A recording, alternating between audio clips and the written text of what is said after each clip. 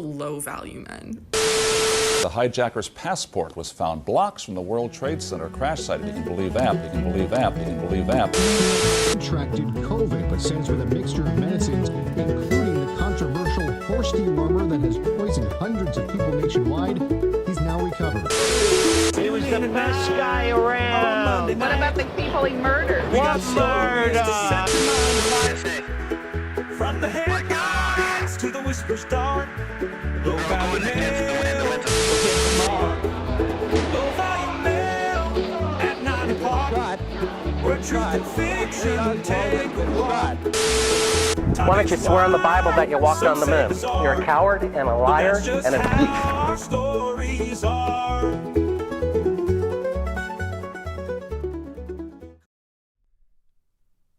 Welcome back, everybody, to an all-new episode of Low Value Mail on this Monday, May the 4th. Any Star Wars references will be immediate bans, you fucking dorks. Sorry, I don't know why I'm coming in so hot. Welcome back, everybody. It's episode number 183 of the greatest call-in show, dare I say it, on the internet. Again, apologize for being away 2 weeks ago. Well, I wasn't away 2 weeks ago. The internet at the studio didn't work. Last week I was in Vegas. If you haven't had a chance to watch myself and Ryan Long, our little presentation that we did at the Bitcoin conference, you are missing out. It was something else. I can only just go check it out. It's on the Boys Cast YouTube channel. Go check it out. It was weird. Okay. We're gonna get started. Wait on Gerard. Hopefully he's having some computer problems. As always, phone number for the show. Phone lines are not open right now, but they will be shortly. 1-347-390-6995. There's also a priority line for both Canadians and Americans. Two different phone numbers. I forgot to post them in the Patreon, but I've posted them there many times. I post it all the time. If you go someone will drop the number in there. If you want to go request it, gives you priority access and gives you a much better chance of getting through. $5 a month, patreon.com/lowvaluemail, MAIL. All right, so let's get to it, and then we're going to open the phone lines. We're going to chat with all of yous. And by the way, my schedule has been crazy. I got shows this week, Wednesday in San Diego, Thursday in Chandler, Arizona, which I believe is just outside of Phoenix. Come out to those shows. I've got to meet a bunch of people, which is pretty fun. Hung out with Dylan Farnham on Saturday night. I saw Billy from Philly. I hung out with Lil Dan, our favorite wigger. So anyways, get some tickets for shows. I got lots of shows coming up. Grab your tickets. You can do so at DannyComedy.com or punchuplive/Danny Polishchuk. Good luck spelling that. All right. So I wanted to cover this 2 weeks ago, this story specifically, but we had internet problems. I didn't get a chance to. I'm going to cover it now. I'd like to say, by the way, congrats to all the Americans. The U.S. national debt just this week surpassed $39 trillion. That's like some Dr. Evil shit. $39 trillion. $39 trillion. Not great. And look, last year, I'm sure if you guys are been watching the show for a while, I covered the Trump administration's tariff plan last year on the show pretty extensively. I said at the time it was one of the greatest economic experiments, maybe in the history of the world, that's ever been tried. Maybe there's other ones. I don't know. I'm stupid, but it's got to be up there, okay? And all of this was based on this like 30-page paper written by some economist dorks saying, hey, you know, this might be good, worth a try. So to get people up to date on what's going on, Supreme Court has ruled against using emergency presidential power to enact these broad tariffs. And has also now ruled, not now, a few weeks ago, maybe a month ago, that the U.S. must refund most businesses that paid tariffs during the period, during the year, which was hundreds upon hundreds of billions of dollars. They have to refund it, I believe, with interest as well. They have to, so they're actually on a net basis. I'm sure I don't know if they invested that tariff money, who knows, but they got to pay this with interest. So complete disaster. And while it may not have worked, sour trade relations with many countries potentially remade the entire global economic order for potentially the rest of our lives. I'm still not against them at least having tried something to deal with the national debt, which, as mentioned, just passed $39 trillion. Okay. Now, if you recall, the main goals of the tariffs were to weaken the U.S. dollar, bring down treasury rates, interest rates, therefore lowering this country's astronomical borrowing costs. Okay. As it stands today, the U.S. spends over $1 trillion per year on interest alone. Just interest. That is more than the entire defense budget. Now, the way things are going, it'll be less than the defense budget, but not because interest costs go down. It's because they're fucking ramping up the defense budget. But currently, as it stands, they pay more on just interest than the entire defense budget. Okay. Now, the 10-year Treasury yield, which is essentially the interest rate the government pays on their debt, is basically exactly where it was when they tried this. It's about the exact same. It's like 4.5%, same spot. Okay. The dollar is slightly lower by around maybe like 6%, which is good, I guess, for exporters. It's good for tourism. It makes it cheaper if you're a tourist to come to the United States, except all these tourists are scared of coming here because of all the immigration stuff. So that might be a wash. But it is at least good for exporters. All the Doge stuff at the time. Remember Doge? You guys remember Doge? All that stuff seemed like such a great idea at the time. But the scale to which this country is in debt made it going after these kind of like minimal cost savings here and there pointless. And I know you're like, minimal cost savings? We saved $200 million on not giving AIDS blankets to somebody somewhere. It's like, it's nothing. $200 million is nothing. The interest is $88 billion a month. It's $3 billion a day we pay in interest. Saving $200 million, it's chump change, okay? Not to mention that they did save some money, and then they took all those savings and just went and spent them anyways. Looking at you, Iran. But they spend them anyways. The money comes in, goes out way faster. Okay. Now, the debt in this country, I was checking it out because, I was curious historically what the debt's been like. It has, in the last 15 to 16 years, it has tripled. Okay. It has tripled, which is about a 10% annual increase compounded, which is not good. Okay. Now, I'm not the only one saying this. Many Peter Schiffs of the world, there's many people who are saying this, Elon Musk. It's very hard to see how this is sustainable. At this pace, the debt for you home gamers, the debt is going to be $78 trillion in roughly 7 years from now at this pace. All right. 78. You thought 39 was a big number? It's going to be 78 in the year 3033. It's so absurd, it hardly feels like we're talking about real money. It's more of a concept than anything grounded in any sort of reality. And again, I'm actually, some people are like, oh, fucking Trump, what a fucking idiot with these tariffs. Like, what a dumb asshole. I'm actually not mad at Trump for trying the tariff thing, because a problem of this scale really does need some sort of like big out of the box idea, especially when whatever has been done previously isn't working, hasn't worked.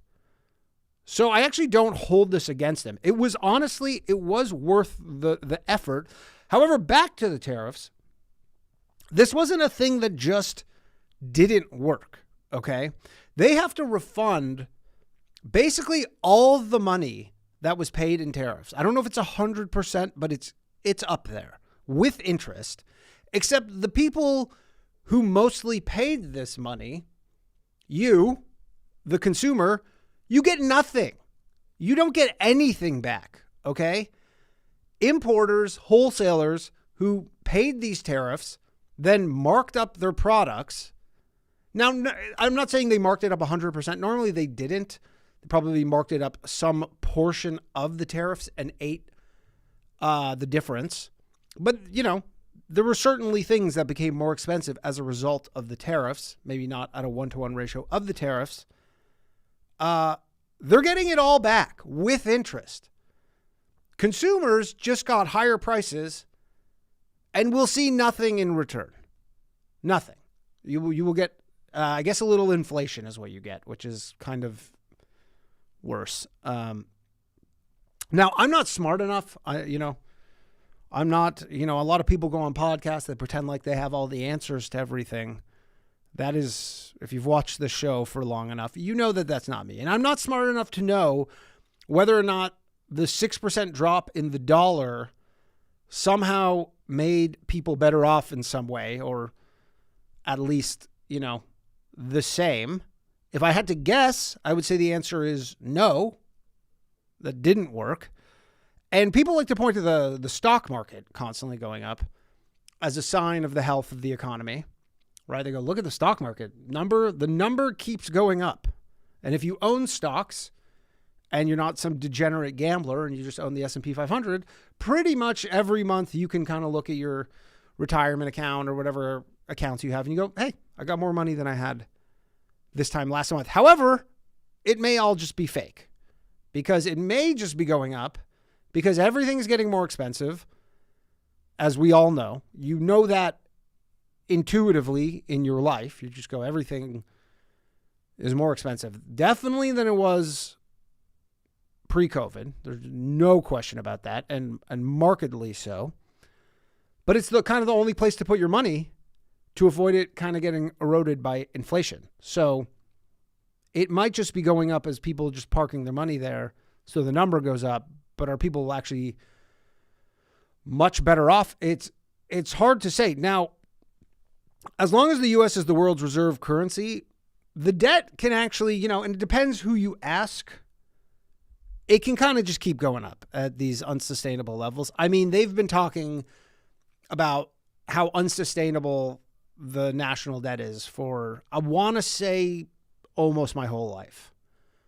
I remember they have in Union Square here in New York, not far from here, they have this like kind of clock, and it's they had somewhere where, and Thomas Massey has like the pin, like the little like national debt, somewhere where they have like, the national debt, and you can just watch it go up. And they've been saying this forever. They go, it's not sustainable, right? As long as the U.S. is the world's reserve currency, the U.S. dollar, maybe it can keep going. But what happens if that stops? Because the global order, the economic order, is in fact changing now because of the tariffs.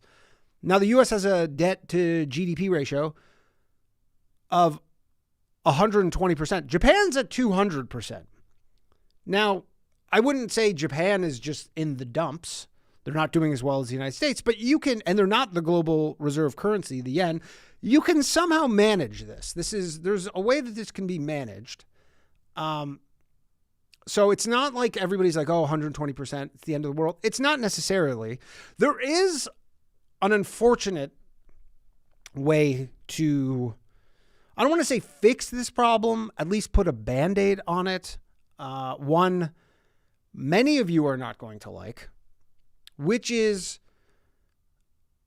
I don't want to say mass immigration, but definitely immigration, and a lot of it, like a lot of it. And I'll concede, being anti-immigration, that is a tough spot at this point, if that's like your kind of single issue. Because if your assumption, which you may feel, is that immigrants cause you a lower quality of life, The alternative is also a lower quality of life, at least economically, if they decide, you know what, we're not bringing in any immigrants, legal or not, or even if they severely restrict them. That's not like, I know some people look at this and they go, what's the downside? There is a downside. Like, a lot of people's, their entire nest egg is in the value of their home, assuming they are able to own a home. Your house becomes worth less money. Like there is a downside to this stuff, which is probably why you've seen, Trump ran on literally all immigration. You've seen nothing done on the H-1Bs, not really doing mass deportations. They did stem the flow of illegals crossing the southern border. That's something. But a lot are going to be coming here legally. And it's probably never going to stop until they figure this out, which, again, there may not be an easy solution to this. The thing is that immigration, if you're trying to solve this economic problem of like, how do we deal with this economy and all this stuff and this crazy debt, it's just a pretty easy problem. You just say, hey, how much capacity can our schools and hospitals take and our roads and all our, services and stuff? And you go max that out every year and build more hospitals and build more schools and just build more homes and just keep the flywheel going, right? It's just, they did it in Canada. They do it pretty much everywhere. Everywhere that has a, replacement rate under 2.1. This is the easy solution. This is just fucking bring them in, right? As many as we can possibly get. Now, there is one possible way out of this mess. And no, it's not Americans making more babies. I mean, it is, but that ship has probably sailed. The replacement rate's like 1.6 in this country right now. You need to be at 2.1 just to not have a declining population. So I don't see a scenario where the replacement rate, where women are all of a sudden go from 1.5 kids to having 3 kids apiece. At least not the ones you guys want. So the answer, as far as I can tell, and I've heard the administration kind of float this idea, is AI. As crazy as that sounds. Specifically, can the productivity gains from AI get so high that this country just gets so obscenely rich they can start putting any kind of dent in the debt and not need to just import people to increase consumption? Because that is a way out of this. That is a way to kind of solve the immigration angle and the debt and, the just unsustainable money printing. All that stuff is we just become so productive. The AI is just making everybody so astronomically filthy rich that it solves that problem. And is it possible? Maybe. Is it a guarantee? If I had to bet on AI solving this or them just being like more immigrants, it's probably going to be more immigrants, unfortunately. All right. Well, Gerard is not in here, which means his computer's not working. Great. That is lovely. Let me text Gerard. I guess that's still not working. So we're going to open the phone lines. I guess I'm just going to have to answer them old-timey style until he gets in here. We need to get Gerard a good computer. That's what we'd have to do. We're going to have to go get him a computer. The phone line's 1-347-391-6995. I don't even know how I can answer the Patreon calls specifically with priority doing it myself. I'll try. Before I get to your calls, if you would like to join the list of very important scrotes, a.k.a. the Scrote Wall of Fame, that you see at the start of the show, you can do so on YouTube or Patreon. Just you can either upgrade your membership if you're already a member. You can join the membership. It's $10. And as always, you can support the show without money. I would be very grateful if you do that. You just like the stream, share with a friend, leave a comment, follow on Spotify. There's so many things you could do. Many, many things. So, I know money's tight. Federal Reserve, Jews, inflation, money's tight. But you can share the thing. Anyways, Tomorrow night and I know I've said this a million times before, tomorrow night may be the final installment of the Bathhouse. We are going week to week here on out. As I mentioned, you can sign up for the Save the Bathhouse tier. I think we're like, there's like 50 people. I said 200. So we're not even anywhere near it. And if you're one of the $1 YouTube members, you can up your thing to $3. And if all of you did that, we'd be pretty close. But you don't want to.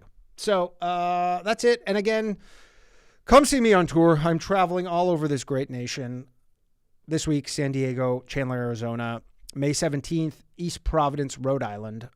June 4th, I have a show at the Improv in Brooklyn, right here in New York. Then I'm going to be in Stamford, Connecticut, Atlanta, Cleveland, Portland, Maine, Tacoma, Washington, Spokane, and Atlantic City. All right.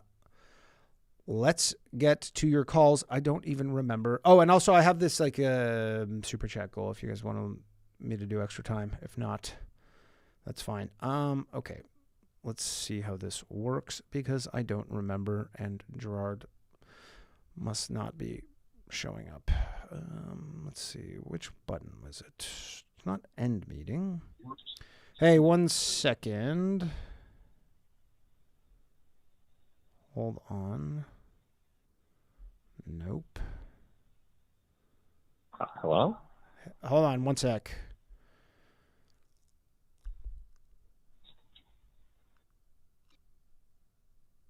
I don't think that. Oh, here we go. You are on Low Value Mail. Who am I speaking with? Oh, no, that didn't work. It muted him automatically. Guys, this is going to be a rough go today. I'm sorry. Gerard's having computer problems. Hello. Hello, Danny? What's happening? Who am I speaking with? This is Zack from New York. Zack from New York, the man who made the missing posters? Yeah, I'm from Ithaca. I'm the one that made the missing, what was your Jewish friend in real life's name? Jared Goldlust? Goldlust. Potentially Goldlust. The Jewiest name that has ever Jewed.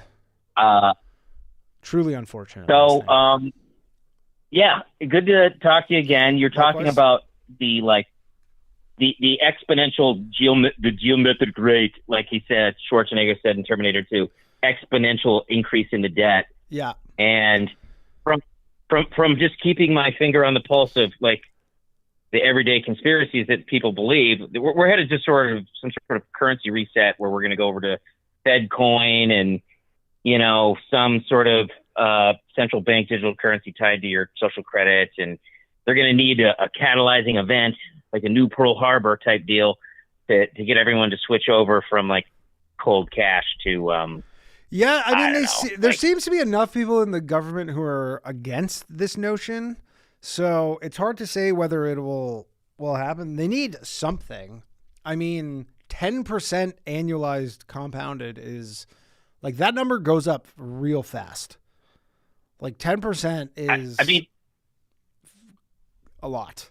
Just why can't we just default on the debt and tell everyone to go fuck themselves because we have bombs and they don't, and we're going to have the new American dollar. We'll just drop a decimal like we're Zimbabwe and be like, 1,000 is now 100, and we're all millionaires. Well, the thing is the problem with that, which is, you know, as enticing as that seems, is the U.S. does get a lot of benefit from being the reserve currency of the world. Like there is a huge benefit to doing that.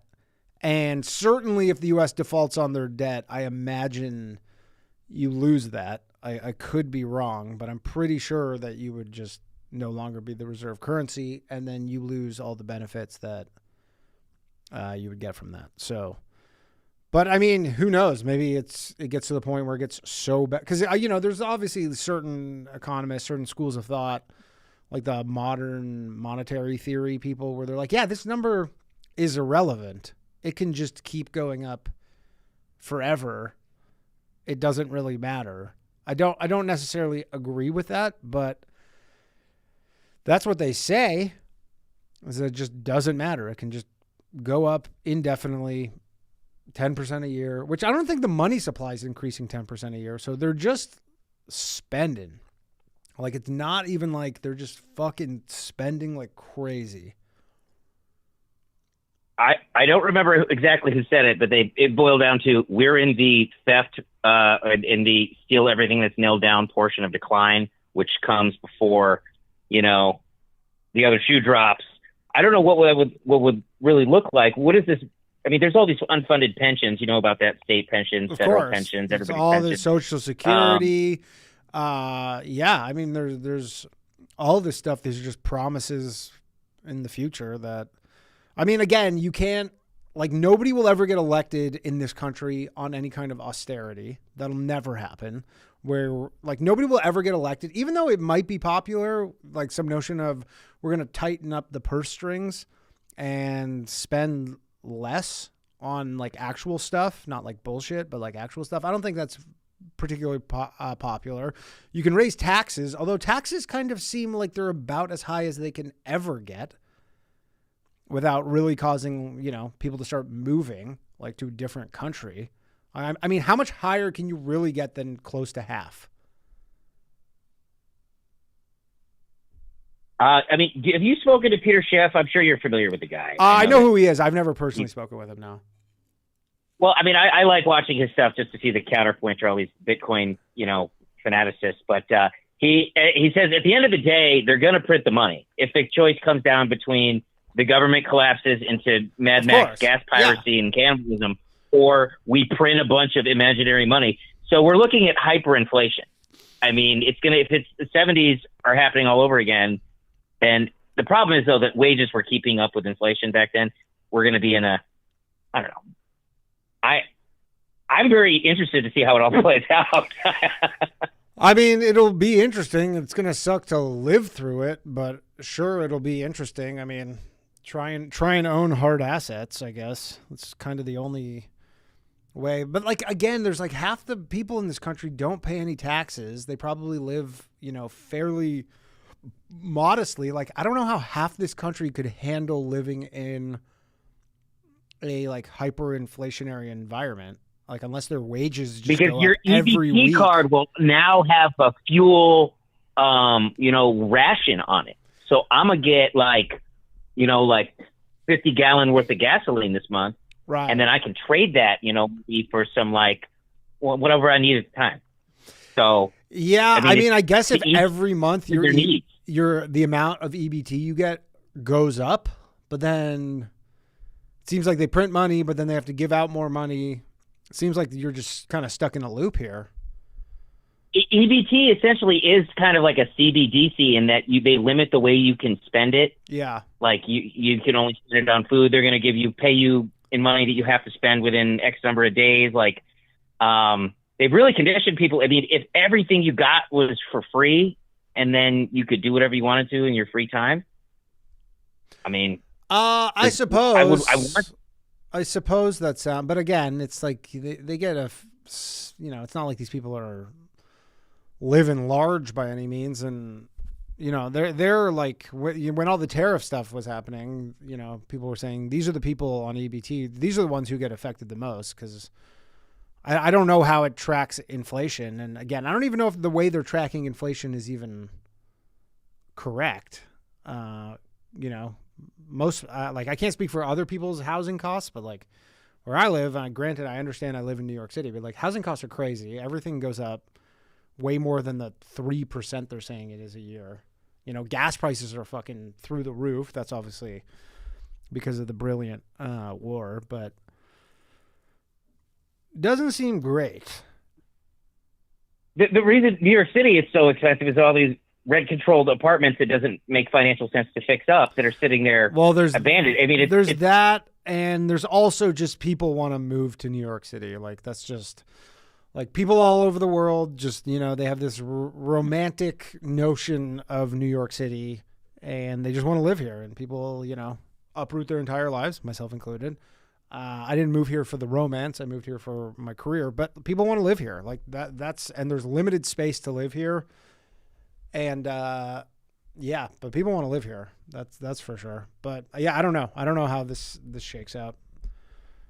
Probably by goal. Do you remember the guy who had sex with the dead person on the train? Do you know how that ended up shaking out? What was the resolution there? That was a good Sex one. with I like the that dead one. person. I remember the guy lit the woman on fire. I don't remember somebody having sex with a dead person. Those guys should have a podcast. They would have so many. I wish prisoners could have. I wish prisoners could have podcasts.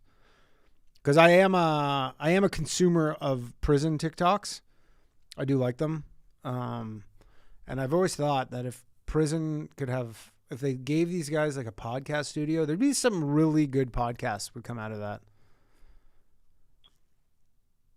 Absolutely. Yeah. All right, man. I'm gonna let you go.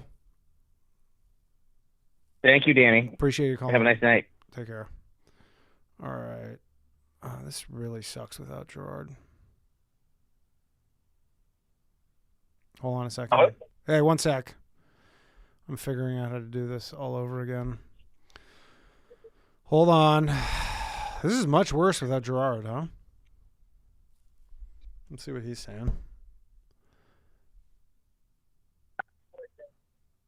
It's not working. I guess we're doing it like this. Hello. You're on low volume mail. Hey, this is Jason, former regular caller. Hadn't talked to you in a few weeks. I've been gone. I've been out of commission, if you will. Yeah, last 2 weeks without a show seems like forever. And I know. Maybe like the week or two before that, I had like work conflicts, so I had to listen to the yeah, upload you know what? afterwards. I will say I didn't really, when I started doing all these live call-in shows that are live and have set times, I didn't factor in that they would really interfere with me doing stand-up on the road. But it is what it is. Yeah. Yeah. So no, I appreciate you doing it.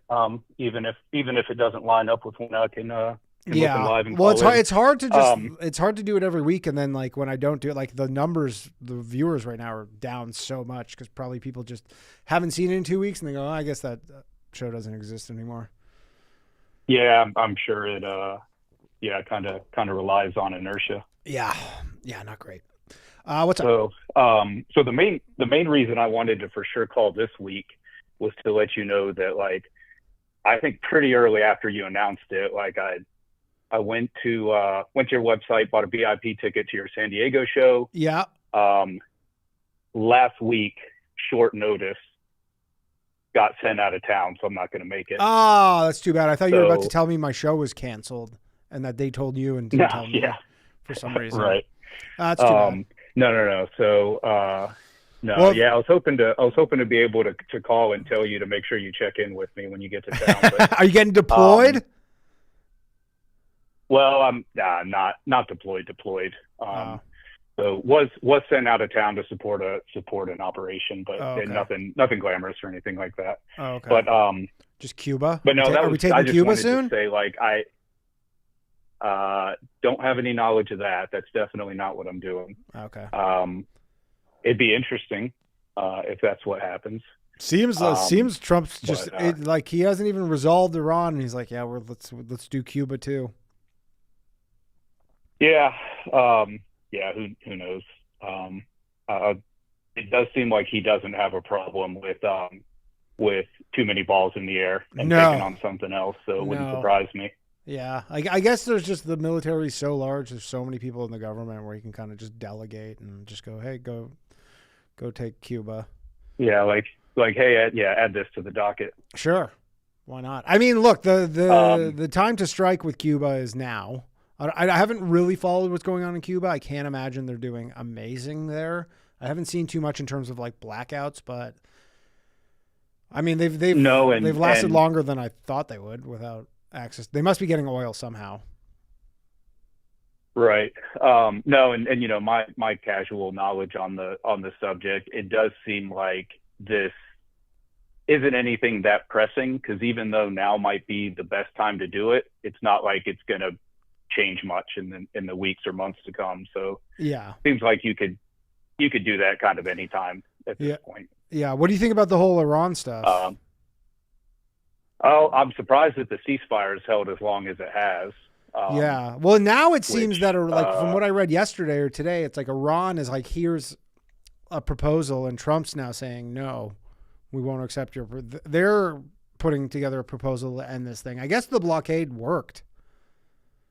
Should have just done that from the beginning. It seems so. And kind of, I think you mentioned it as soon as the whole thing kicked off, is interesting strategy by Iran to piss off every neighbor in the region. Yeah, I think they fired with their first on Dubai again today or yesterday. Oh, did they? I hadn't heard that. Yeah, But if nothing else, I think once this thing does settle down, that you're going to see major infrastructure changed on how they get oil out of those Gulf states. What are their options besides whether it be, the Strait? Well, digging a new canal, which is a long term. Yeah, doesn't that take like 10 years, kind of thing? And then the other option I think would be pipeline. Of course, the problem with that is pipeline would be an easy target if someone can't you just blow up a pipeline? But I'm thinking, probably going forward, if nothing else, they're just going to want more diversified, means to move oil. Sure. So. Yeah. It seems like geographically they're somewhat limited, but I mean, Trump killed the Live Golf League indirectly. That's wild. Yeah, because Live Golf was financed by the Saudi Arabia, whatever their sovereign wealth fund, and because of all this stuff in the Middle East, they're kind of like, we don't have $400 million a year to subsidize this fake golf league anymore. So, well, you would think one family pulling $1 billion of oil out of the ground for decades would have more of a savings account. But I mean, I think they could afford it. Like, I'm sure they could afford to cover the Live Golf League, which, probably hemorrhages. Like, all those guys, I don't know if you follow golf, but like those guys were all getting $100 million, $200 million to sign these, short-term deals. Like, they were getting essentially basketball player money, but it's not like they were making that kind of money. This is just like a pet project to somewhat, whitewash Saudi Arabia. And I guess they're like, we have more pressing things than to fund this second-tier golf league.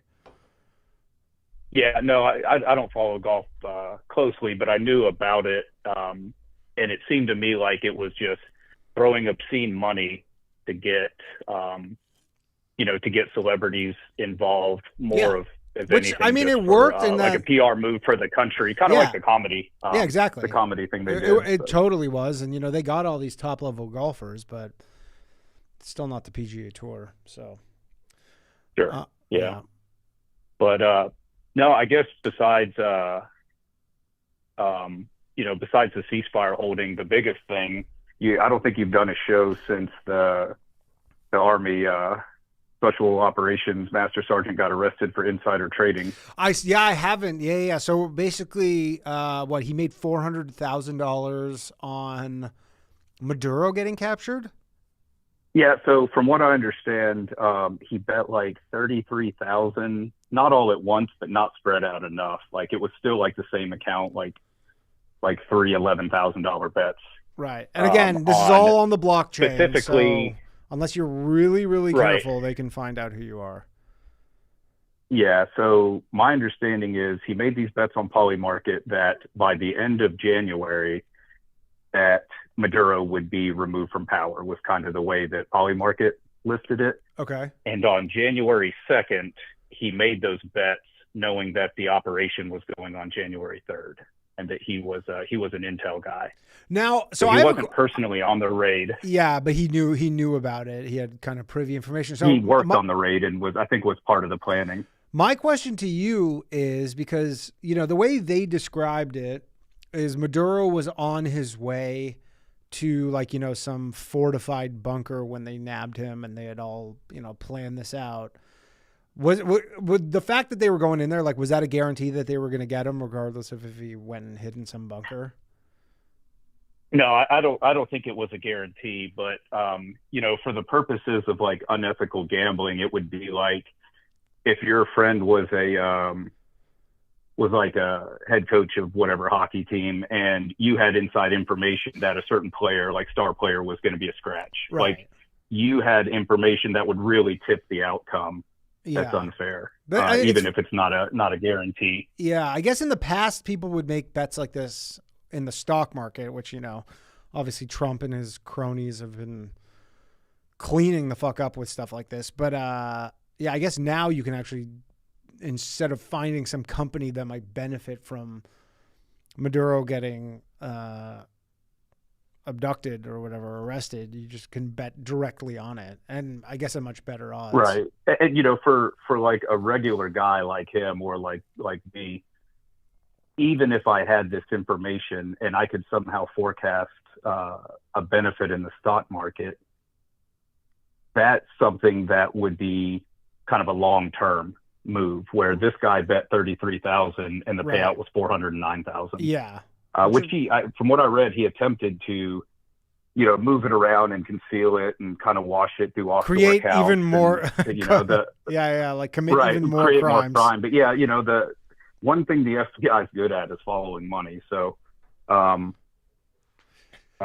obviously it didn't work. But it seems like everybody's take on it has been on the insider trading side of it, and a lot of people are sympathetic just because what our lawmakers get away with. Right. Which is fair. I certainly appreciate that. Yeah. But the other side of this is the operational security part, which I'm more concerned about. And I feel like those are the crimes that should be heavily enforced. Okay. So hold on. So I'm, a layman when it comes to all this stuff. So for an operation like that, like we're going into Venezuela, we're getting Maduro, we're taking him out. How many people generally are privy to that information before it happens? Like when it's being planned, like how many people know about that kind of stuff? It'd be a guess, like where like, is I'm it hundreds? Is it hundreds of people? Is it like tens? Yeah, I would think hundreds. If you think about the amount of people directly involved in an operation like that, you have the assaulters. In this case, it was Army 1st Special Forces Operational. And that was what, like 20? That was like 20 guys or something? No, it would be more than that. Like if you look at something like the Bin Laden raid, that was 24 assaulters, and that's pretty standard for like a single target like that. So at least a couple dozen. Okay. And then you have all the direct aviation support, meaning the special operations helicopters that took them to and from the raid, just transporting the assaulters. You have the lowest level of close air support being helicopter gunships. Then you have all of the stacks of aircraft operating above that. So I think there were some tactical strikes as a diversion. So the pilots and all the support crews on that. You've got the bigger close air support aircraft. You have the Navy ships they launched off of. You have the Air Force surveillance planes, refuel tankers, and all the people combat air patrol, it, like right? fighter jets. Yeah, we're still just talking about the people that were actually on the ground or in the air, right, above this operation. That's not even getting into the people looking at satellite feeds and monitoring communication and the planning. And so I'd say it's, at a minimum, it's in the hundreds. And what was this guy's role? Who got arrested? My understanding was he was on the intelligence side. Okay, and so, but so, should, like, are you saying that he should not gathering and? But are you saying he should not have known about this, and he did? No, he was directly involved in the planning. He should not have done anything to compromise. Right. So when I say like the operational security side of it, here is someone, one of, let's just say it's 1,000 people that knew that this operation was going to happen. Anything that he does that could tip it would potentially put the guys on the ground at a disadvantage. Right. Because the reason they were so successful is they were able to get to him in his bedroom and not the bunker. Right. Because theoretically, like, Maduro could have had a bunch of people being like, yo, monitor Polymarket if you see some weird bets coming in. Sure. Yeah. And that's how, like, and when you say people, I mean, it could be an AI firm doing it. I think that's how all these sports betting, websites are able to combat like that. I don't remember who it was, a relief pitcher that had on Cleveland. Unusual, Yeah, he had an unusual number of bets. Yeah, that's it, Class A, on a first pitch ball. Right. And a lot of instances where he like spiked one in the dirt. Mm-hmm. And because they match if they're them able with to the catch bets, someone like, doing that. Yeah. Yeah. Yeah. So, if you're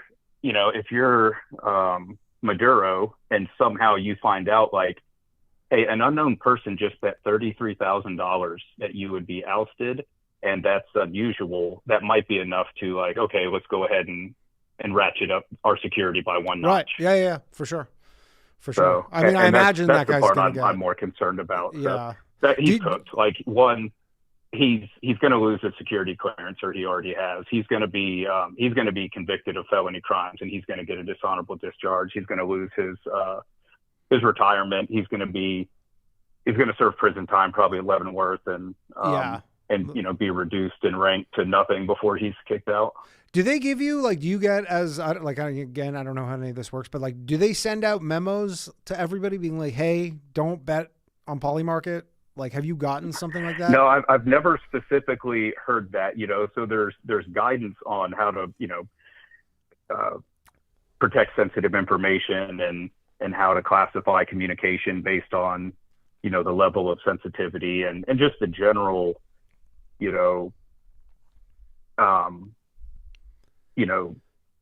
not sharing things beyond like a need to know basis. But no, I've never specifically heard like, hey, don't do anything on Polymarket. Or like, I meant maybe even in light of this happening, where they're like, hey, just FYI, everybody, like, we're going to find you. Because, like, probably I haven't in the seen sports, in pro sports, they probably have been telling all the players, like, look, like, you think you're helping your friend out, like, we will find you. We have all these crazy algorithms. Like, we will, if you do something and bet on your own or give some information, like, we will find it. Yeah, I would hope so. I know like a season or two ago, there was a player for Pittsburgh that was on the season-ending injury list, but he was still, an employee of a Major League Baseball franchise, that while he was at home hurt, he was betting, I want to say, on his own team, and no one is claiming that he was using inside knowledge, because I think he was down, like he was losing more, he was winning. But the fact was he was a baseball player betting on baseball, and he's permanently banned. Yeah. I mean, that just goes to show and you it's how probably just difficult... a dude that was rehab and bored. Yeah. Yeah, because I know a lot of people are really into sports gambling now, and that really just shows you how difficult it is when a guy who like plays in the major leagues can't win. Yeah. Oh, for sure. Like I'm sure Polymarket is just like all the sports books. Like they don't get rich by losing. No. Well, they, I guess, are just they just get rich off of transactions. Facilitators, like facilitators. Yeah. But even Tim money off of, yeah. If you remember Tim Donaghy, the ref who got busted for betting on NBA games, he still lost 20% of his bets on games he was officiating. Yeah, no, I believe it. Like I worked at a thoroughbred race track when I was younger. And what I remember then was every bet that was placed, the track paid out like 89% of what they took in. Might have been even less than that. Might have been like 81%.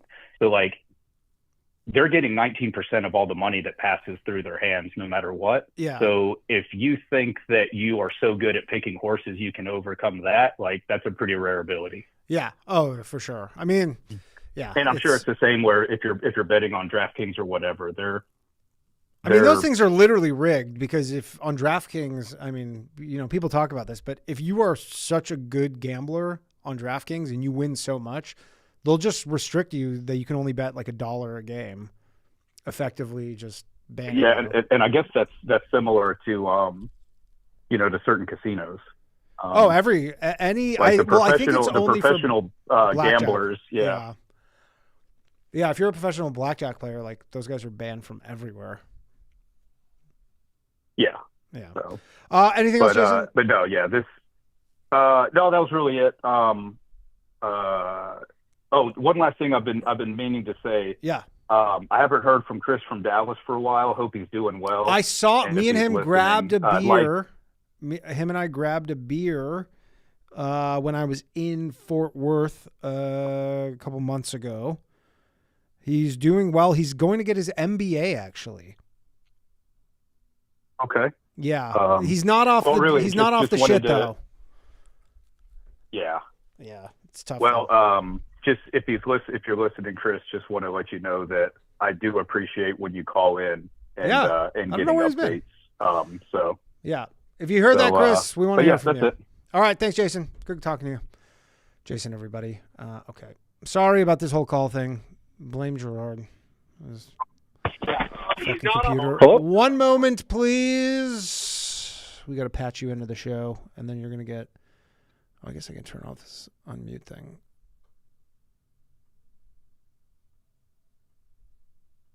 Sorry, let me turn off this unmute thing because it unmutes people or mutes them, and then they have to unmute themselves.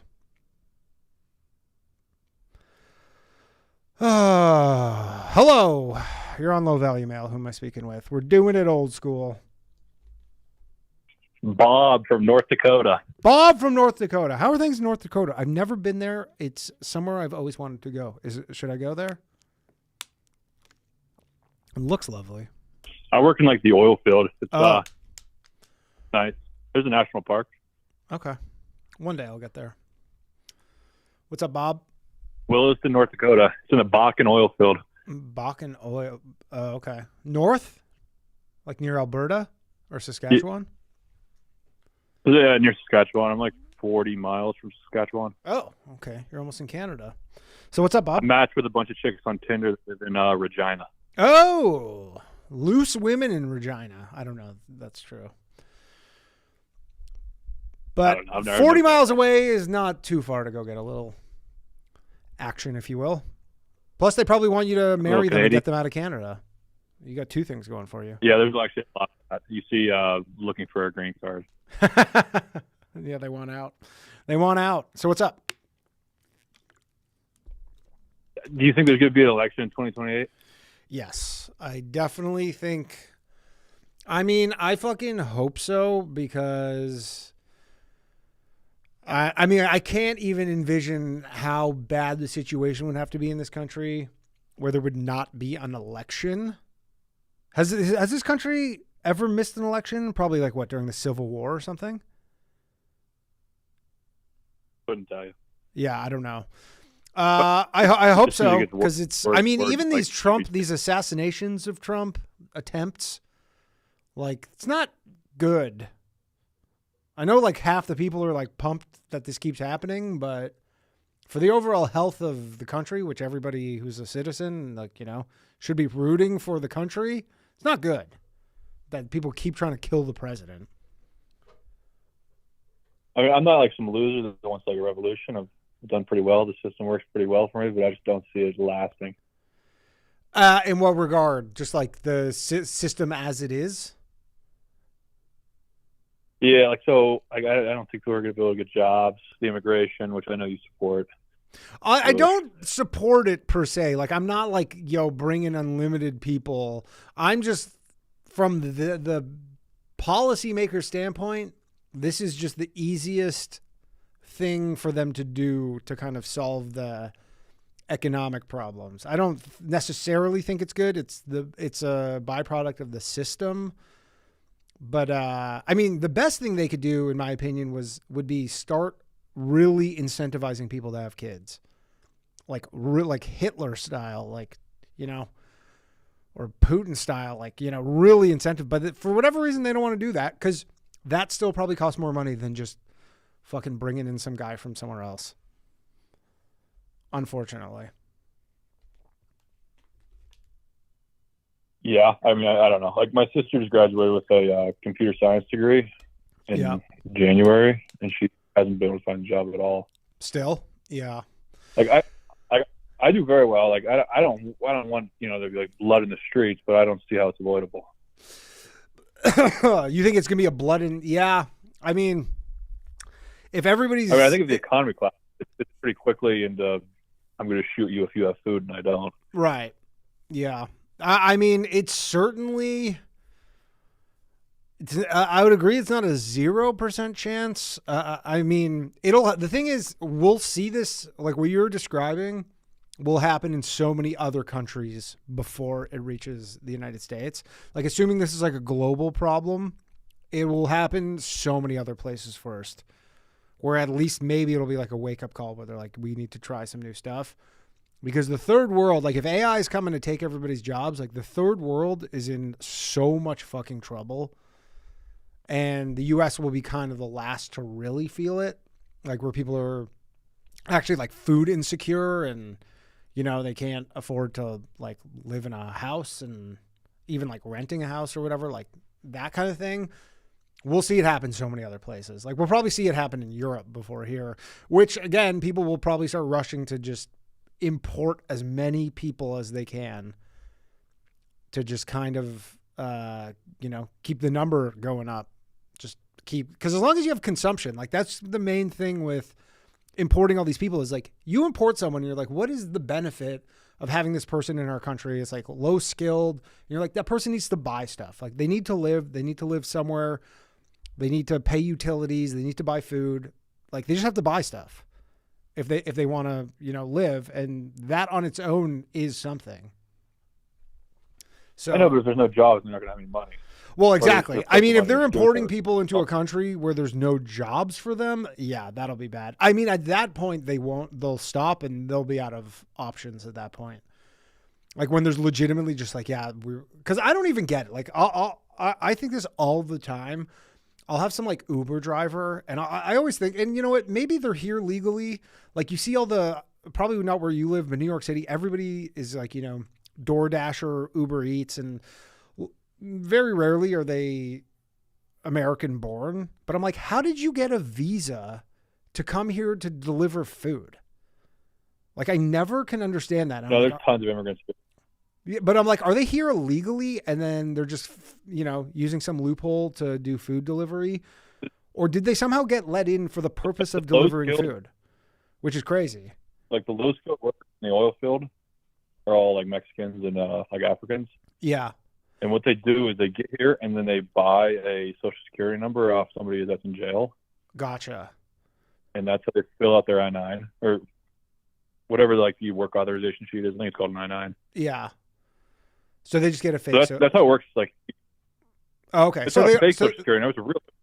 Yeah, it's a real social security number. And interesting. Yeah. That probably makes the most amount of sense. It's just this insane level of fraud, which, yeah, I mean, if that's happening in the oil fields and they know this in the oil fields and they just choose, like they just go, as long as you show me social that matches the name, like I don't have any other questions. So I'm a mechanic, so I go out to all different kinds of sites every day.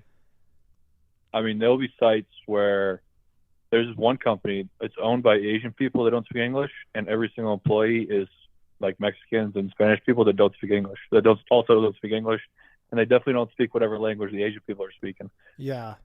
I mean, I guarantee none of them are citizens, I guarantee it. I want to say this is, I don't want to say this is a recency bias thing, but I really do think this is the last year or two where I've really noticed this, where I'll be at like a CVS or like a grocery store or something, and I'll ask somebody a question and they don't speak any English. And I'm like, how do you work in like a, you know, somewhere in America in, you know, like a retail environment? You don't speak any English, like at all?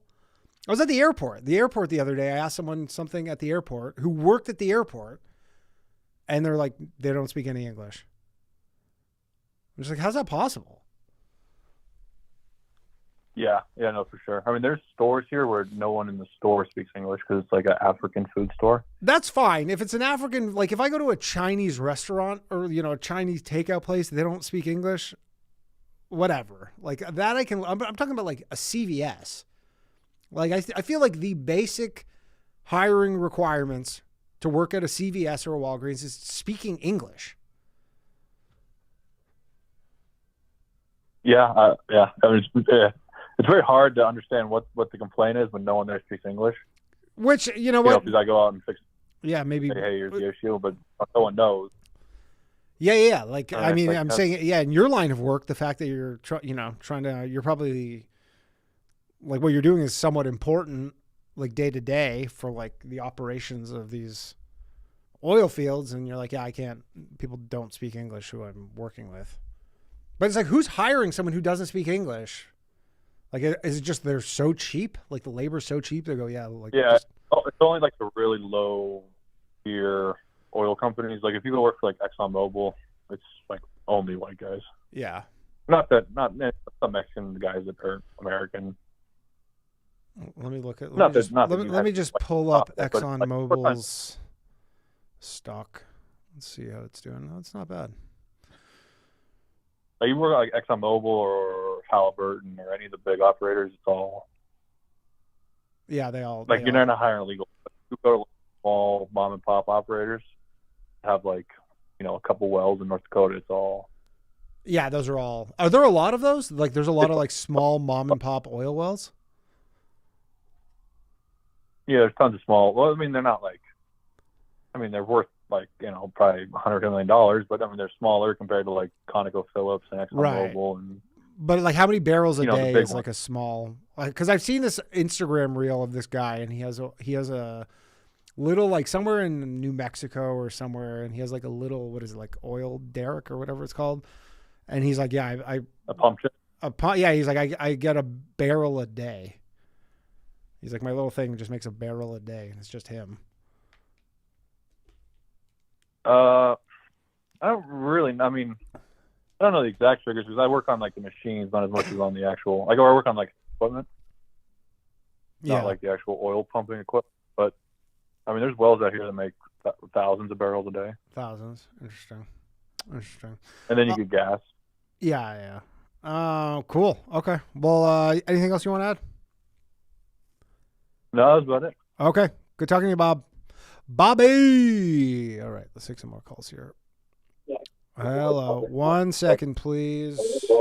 All right. You're on. Who am I speaking with? Hello. What's happening? It's Christian Tinsel. Christian. What's up, pal? Am I that far behind on the live stream? Holy shit. You might be. Might be some buffering. Well, yeah. You're still talking about the guy from the Dakotas. Oh, yeah, you might be. Well, there's a little bit of, I think it's only a 3-second delay. It shouldn't be, if you're on the live, it should only be a few seconds. What's up? Oh, who knows? Christian Tinsel from Alberta. From Alberta. 301,620. What's that? Signatures? Yep. Turned in today. 301,620. We're having a referendum. That's so crazy. I maybe because I'm Canadian, because I know mostly Americans watch the show and they're probably like, why are we talking about Alberta again? But that is fucking crazy. That's half the reason I call in. Yeah, I kind of enjoy that. No, I love hearing about it because where was I? I think I was somewhere, maybe when I was in Vegas or somewhere, and someone was from Alberta. And they were like, I was talking about the referendum, and they're like, yeah, that's crazy. Like, there's no way it's ever going to happen. They're like, I don't know one person. I'm like, that's weird because I talk to people all the time who were saying that they. Well, you kind of talk to the more nutty of us. Yeah, but I'm just saying, like, they're like, yeah, these people don't exist. I'm like, these people definitely exist. I mean, if you're saying 300,000 signatures, they definitely you know who Ezra Levant is, of course, right? From Rebel Media, yeah.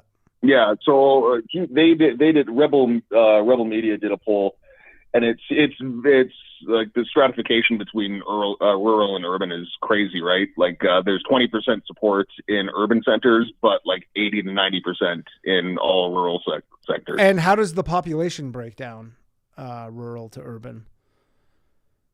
I don't know, but when I generally think about it, I picture about 1/3 of the population is Calgary, 1/3 of the population is Edmonton, and the other third is everybody else.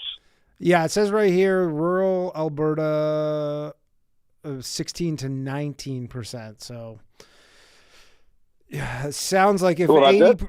Yeah, so 80% of the population lives in urban areas. So you're going to need like half of the urbanites, if you will, to vote for this, which seems it really depends how you classify urban, right? Right. It really depends how you classify urban, right? Like the town I live in is 17,000 people, but we're also 30 kilometers from Edmonton, so we're probably classified as urban. You would but be, everyone yeah. out here considers themselves rural. Yeah, well, the right. Calgary population 1.6 million.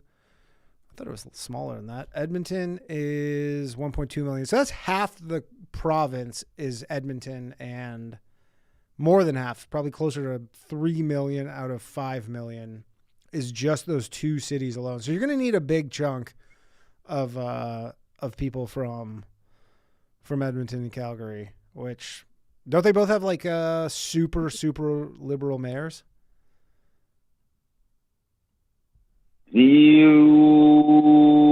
I believe so. Yes, I know I don't Calgary really does. I don't pay taxes in those cities, so I don't care. Right.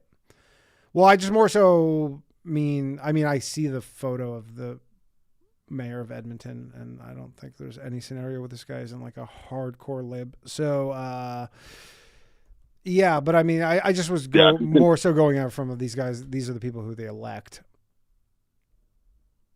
The important thing is to have the referendum. Yes. And there's also phase 2.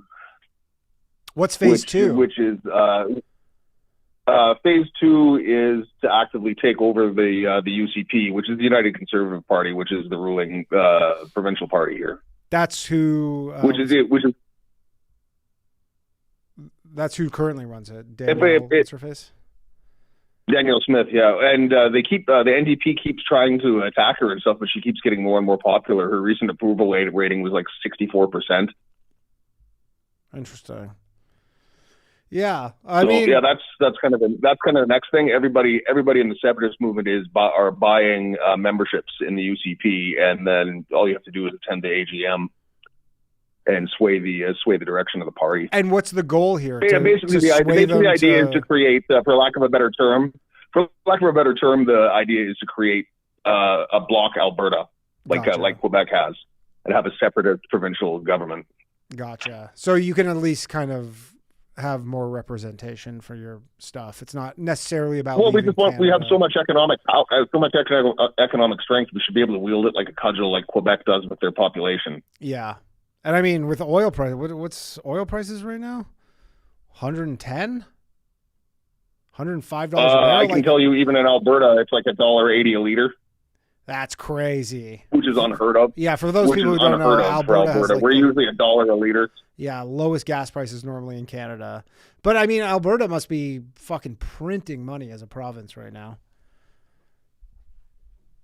Oh, they are, especially because everyone is starting to get annoyed because we're not. Even Carney is rolling back federal fuel taxes, but the Alberta isn't rolling back their provincial taxes. So people are getting a little bit up in arms about that.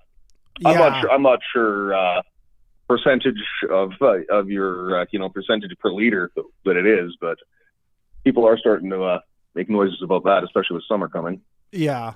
You would think Alberta should have, although I guess $1.80. I feel like that's probably what it's like in Toronto. I don't know what it is right now. What did I see? I don't think we're very far off Vancouver actually right now. I think that's like $2 a liter in Vancouver. Yeah, the average in Toronto right now $1.86 per liter. Yeah, that's crazy. Yeah, we should be much lower than that. Yeah. Yeah, I would think so. So you're hyped about this referendum though?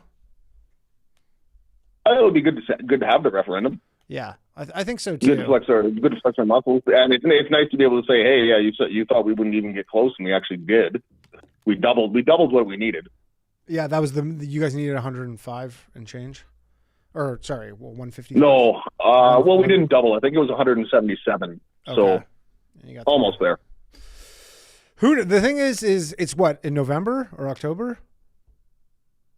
October 19th, tentative date. October 19th. I mean, a lot between now and then.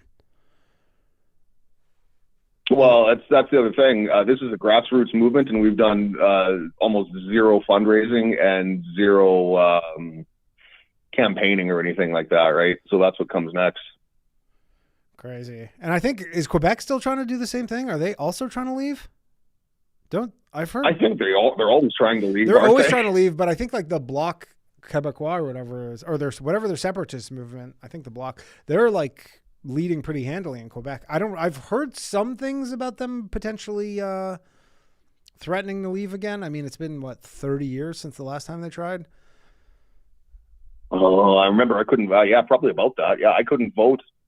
Back then. I remember that. Yeah. It was not that I was in Quebec to vote for that, but right. Yeah, I was like 10 or something.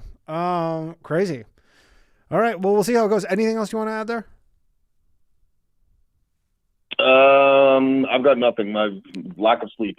All right. I just wanted to say 301,000. There you go. All right, Danny. Thank Congrats. Take care.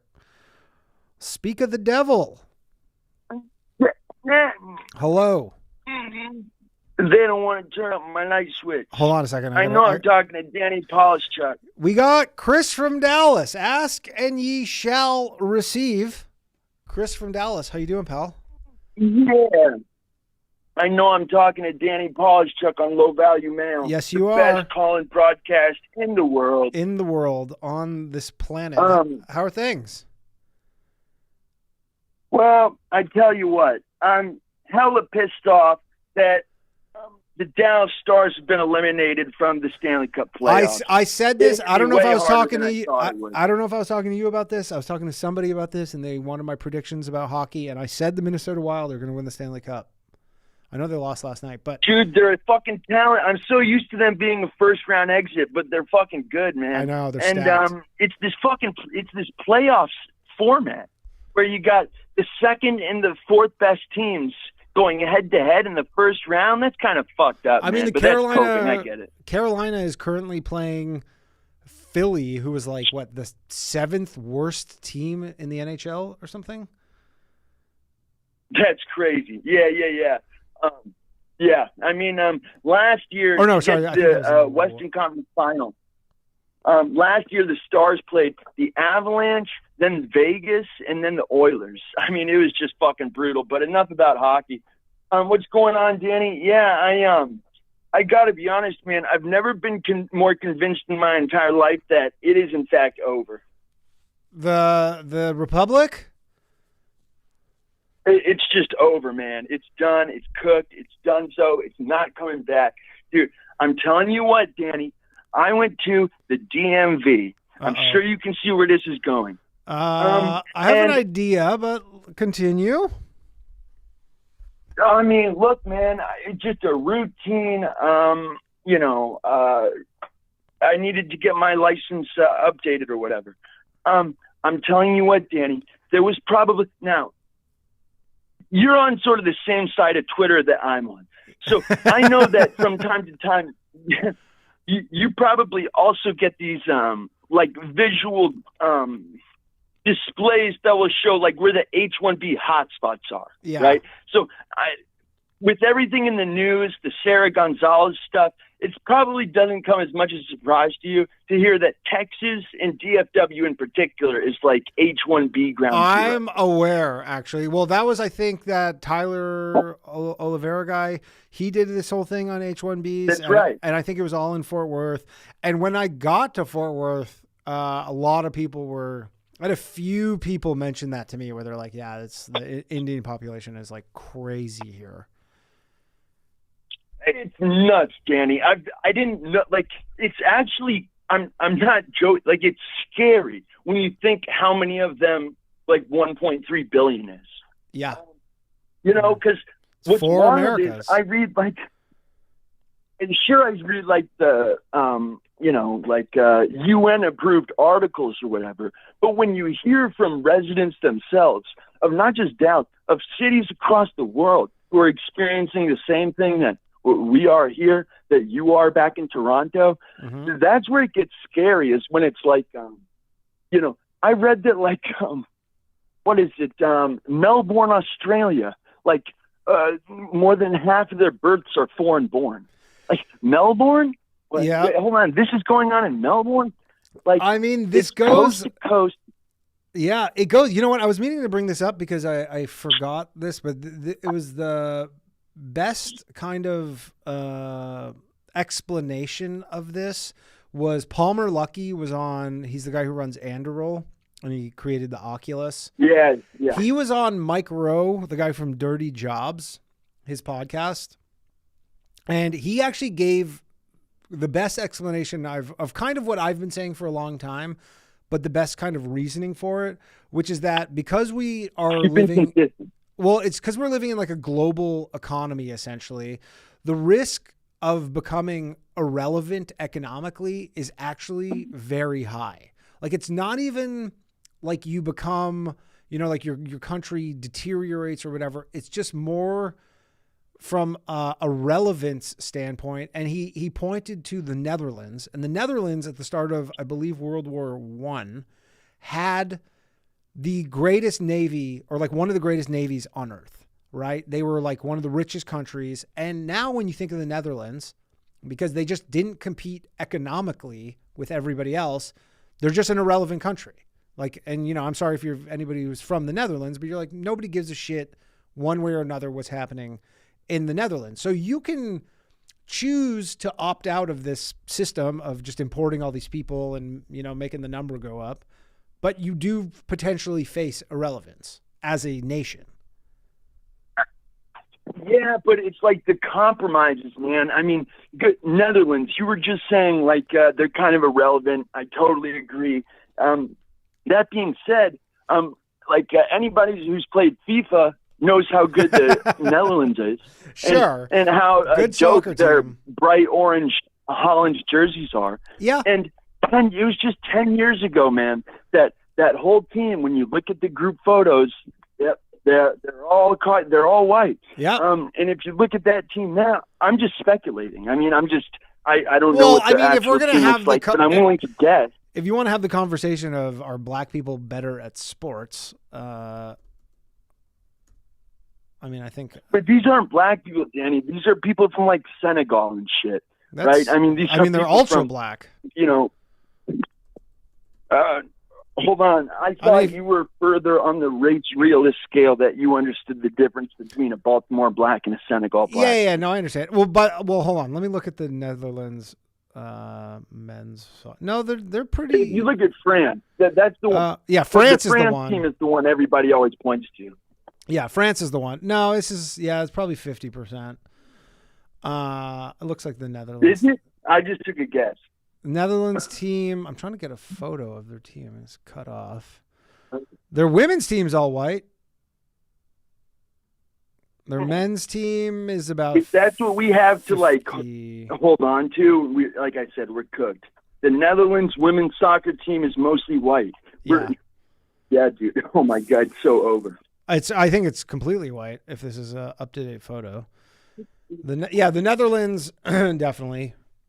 It looks like 1, 2, 3. I mean, those 4, surrounding countries. 5, like 6, I've heard 7. Belgium is just like dumb. Oh no. Yeah. It's majority. Yeah, I've heard.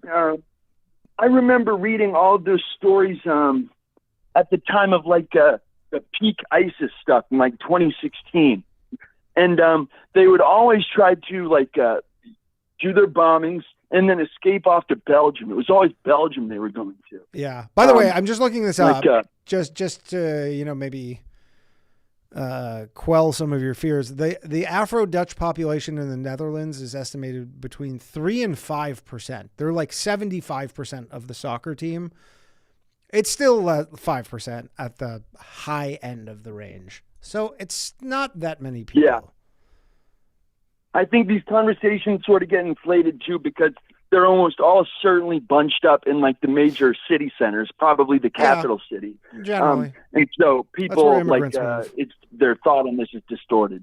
Well, I mean, it's a luxury to live in a small town or like a suburb kind of. And usually if you're like an it's crazy. It seems like London is like increasingly impossible to afford for like anybody, except like the most of its population, not most, but a massive percentage on like this subsidized housing. So it's like the best real estate in England, you know, the center of London. Yeah. Like who's living there? Like, yeah, I mean, it's just crazy. Yeah, it does. The DMV trip is what really spooked me, man. I'm not kidding. There were 240 people in there. Yeah. I counted 6 white people, Danny. And it was bad. Is the DMV there also the only people who work there are black? Oh, yeah, 100%. That is an interesting thing. I don't know what the explanation is for it, because the DMV here is like the only employees are that work at the DMV. I've been to multiple DMVs here, and they're all black. TSA is mostly black people. That's a trip in New York. Yeah, and and to be clear, it's not even Dallas that I was going to. It's that same suburb that Tyler Oliveira and Frisco? Sarah Gonzalez keep returning to. Yeah, it's also where that Austin Metcalf kid. Do you remember him? The guy who got stabbed. Yeah. At a trip. Yeah, that's all. A lot's going on there. But it's like the biggest growing city in Texas. I mean, it's very relevant. Well, here's the thing, this goes back to what I said about the replacement rate. Is these people do not have an issue with replacement rates for kids. Like when people are, you don't think so?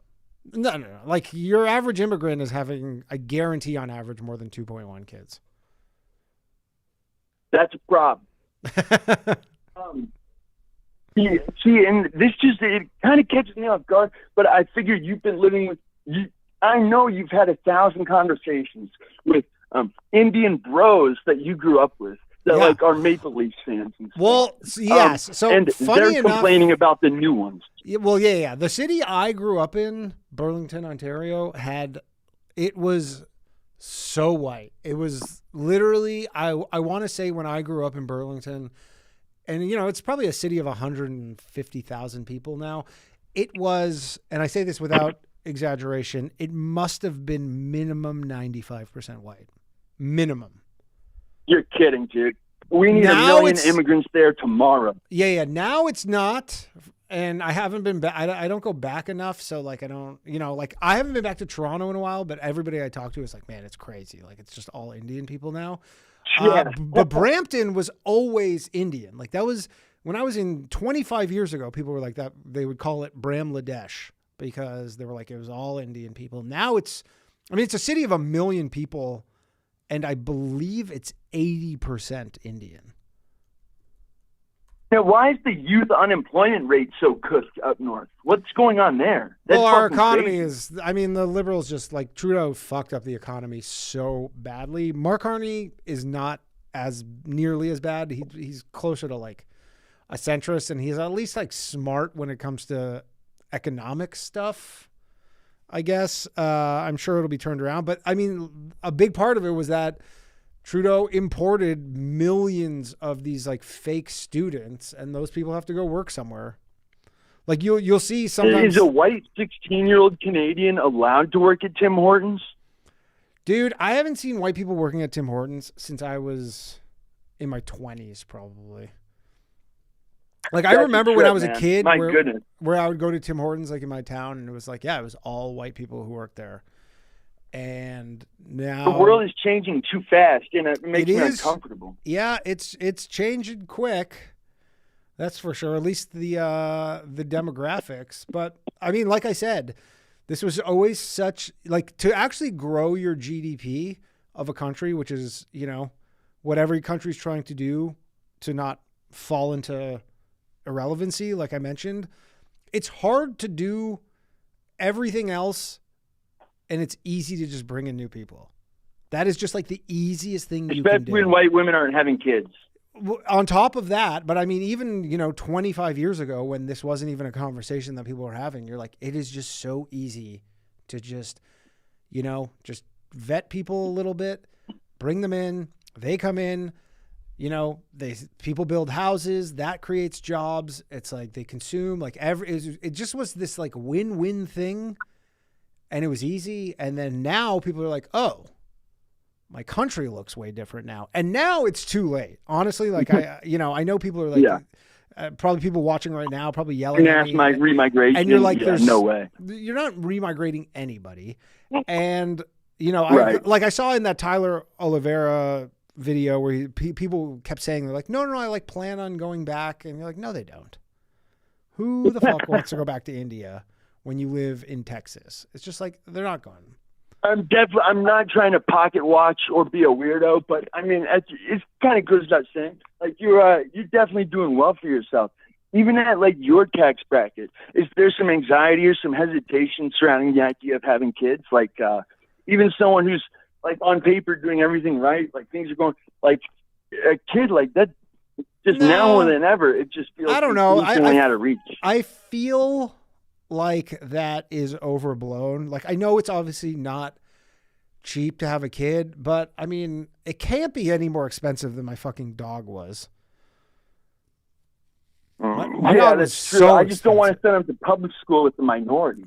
Yeah. That'd be a nightmare. Yeah. If you're getting into the private schooling, which I don't know if I'd want to send my kids to private school personally. Yeah, we'll have to wait and see. I feel like you don't. But hey, Danny, it was Yeah. Go ahead. Yeah. I'm just. I felt like I've been on this call way too long, and probably. All right, I'll let you go. How's everything otherwise? How's calls. everything otherwise? You started your school, your MBA? Yeah, I'm doing it, and I'm crushing it, and I'm hanging in there, man. I appreciate you asking. Thanks, Dan. Cool, buddy. All right, later, Chris. Chris, everyone. All right, let's take another call here. Again, sorry about the phone lines tonight. Hey, 1 second, please. But yeah, sorry about the phone lines. No, Gerard. Hello, you're on Low Value Mail. Who am I speaking with? Hello. Yeah, hello? Hey, what's up? Hey, it's Spencer from North Carolina. Spencer from North Carolina. What's happening? What's up, man? Yeah, you guys talking about the debt and stuff, like it just kind of reminded me of like when I first started looking at that, like there's like that website, the debtcalculator.org. It's like when we first hit that like 10 trillion or whatever the fuck in debt, it's like at what point do the numbers 2010 like, I believe like was 13 trillion roughly. It was like 13. 2010 was like, I mean, or like 13 and a half. Dude, if you're like, what difference does it make if you're $100 more billion in debt or 500 gazillion? Like the numbers are so like fake, just out there. It just doesn't. It means nothing. Like one of the callers was talking about like the U.S.'s power comes from our fucking Navy, our Air Force, and our nukes. Like the value of the dollar on like a broad like debt scale just does not matter really. It matters whether we can, basically keep the rest of the world in check and ensure that commerce can continue. And like as long as that stays the case, like nothing's really going to change drastically. Yeah. I mean, yeah, and you know what? I'm just looking now. So in 2010, the GDP of the U.S. was 15 trillion, and they were like $13.5 trillion in debt. And now it's 32 trillion, 39 trillion in debt. So in terms of the ratio, it's a little worse, but it's not like a huge difference. Obviously it's more than 100. Like I think it must have been like 90% and now it's 120%. So for the most part, it's, somewhat stayed the same. And as long as, I guess if they keep it within some percentage of the actual GDP, like, cause again, the GDP does keep growing.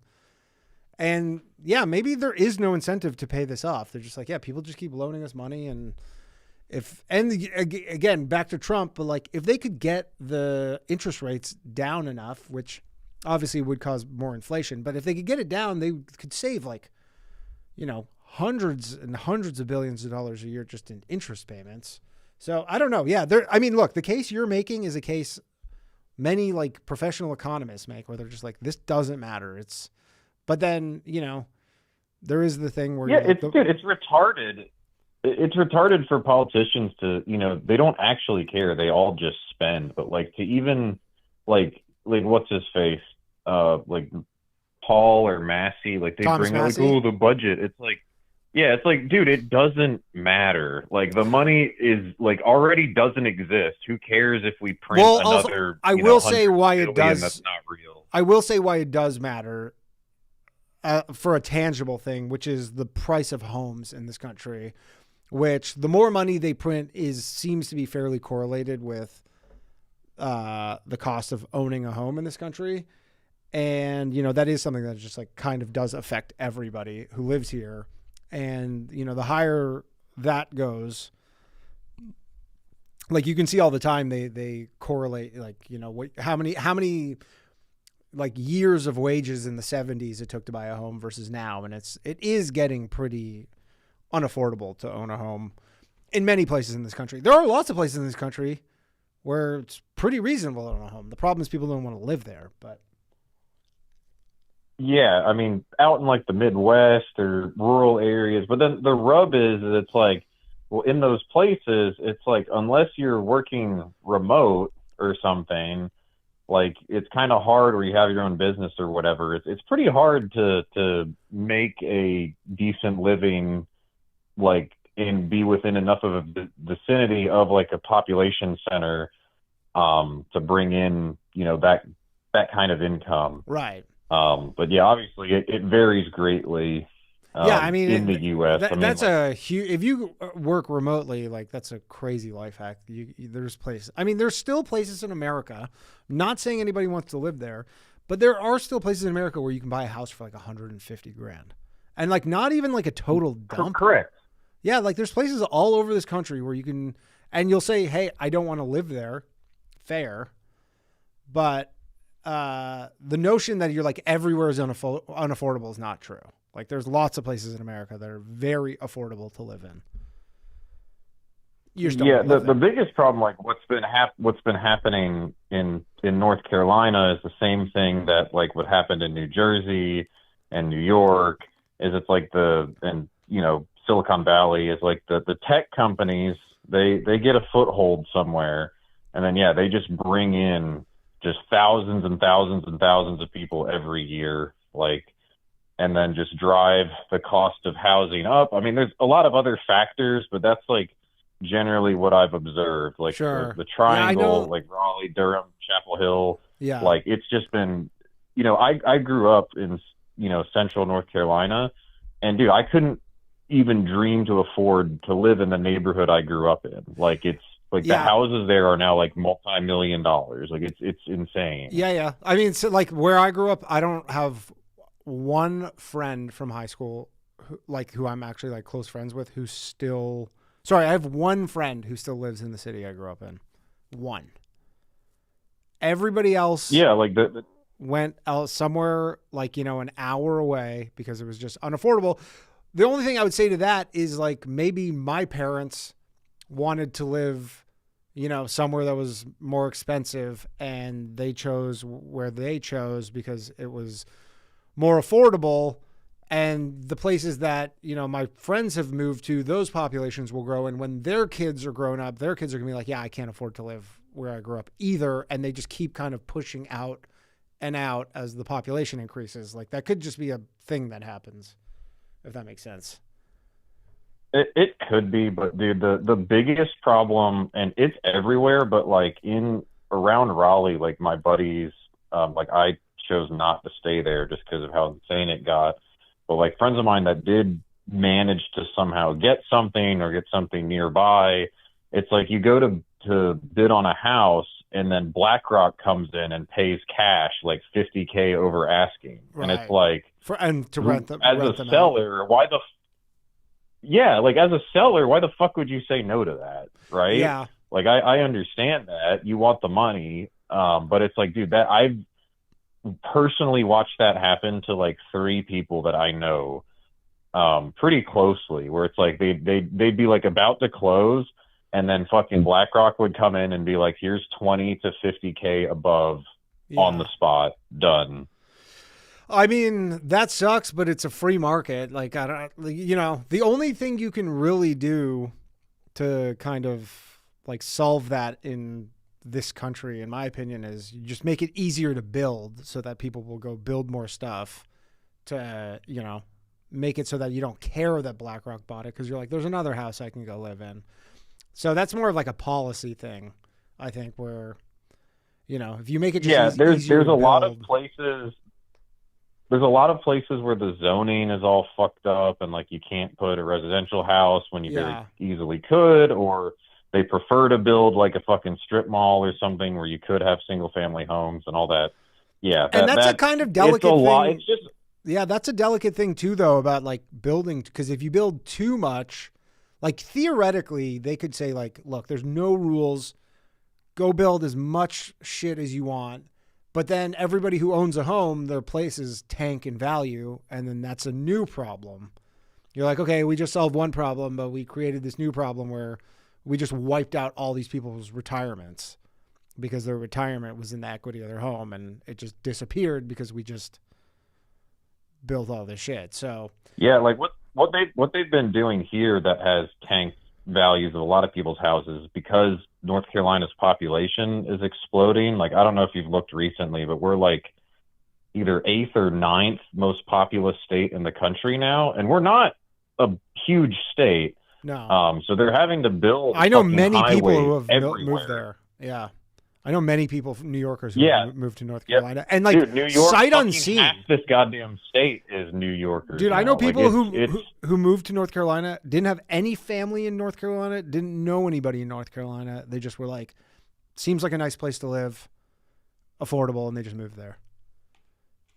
Dude, yeah, no, it's insane. Like, I was looking at the actual demographics, because I mean, I watched this unfold in real time, right? Like it started in like the late 2000s, like 2008 to 2012, and then like 2015 and on, it's just been a constant stream of people from New York, and it doesn't seem to fucking matter where in the state now. It used to be concentrated in like sort of a central Piedmont area. Now they're just everywhere. They're up the coast. They're in the mountains. They're along the Virginia border. Like they're just fucking migrating down here for sure. And whatever reason. You would think that would have made like New York prices come down because all these people are leaving, but it's not. Like it's going up everywhere. So yeah, this is completely unrelated, but I think it was the previous caller, Chris. I know he's kind of a regular, yeah. And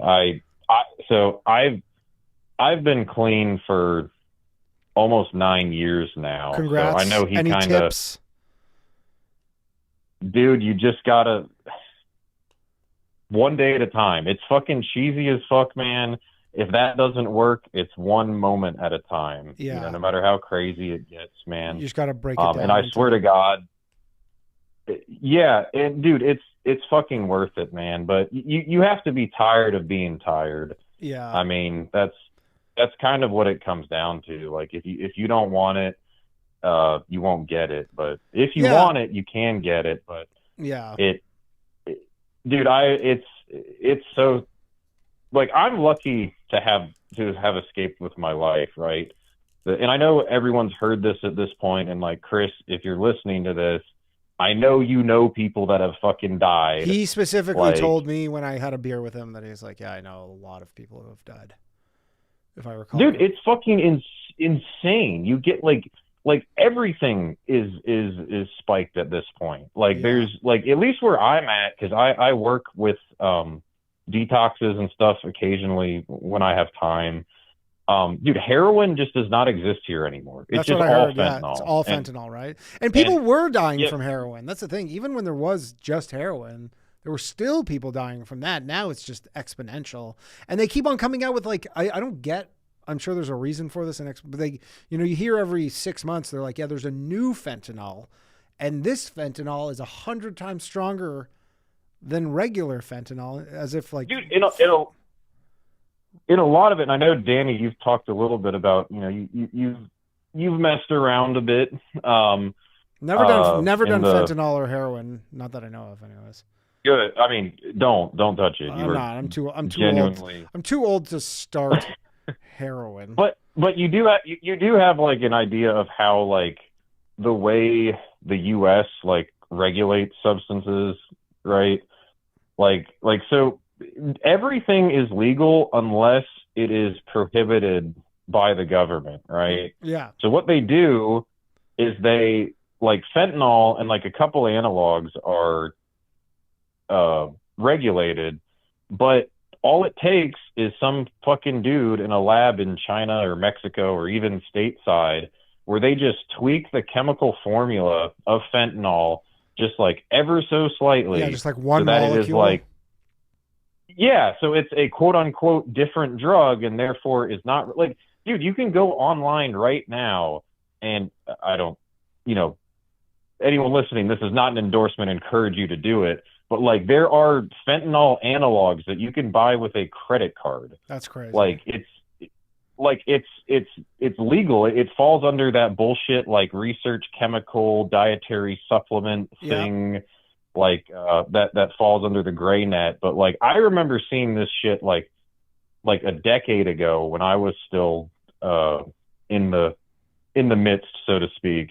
And it's like it's still a thing. They just keep tweaking it a little bit, and then it's like anyone can fucking buy it. And then it's like on the street, it doesn't fucking make a difference. Like it'll do the same thing because it is, for all intents and purposes, the same drug. Yeah. Yeah. I mean, it's similar to what they did with Delta 8, where they're like, yeah, this is, I mean, I know there was like a hemp component, but they just go, yeah, it's one molecule different. So, yeah, so here in North Carolina, Delta 9, and we don't have any medical, like pot is still technically completely illegal, but there's dispensaries all over the place now. Same with Florida. And it's like they're just selling like Delta 8 or THCA, or like I've even seen places just straight up advertising Delta 9, but there's like some asterisk, so I guess they're just, doing that same thing. And then like when it comes to actual law enforcement, like they don't even, like it's effectively legal in every sense except for like officially being signed off on here. Like people smoke it in public.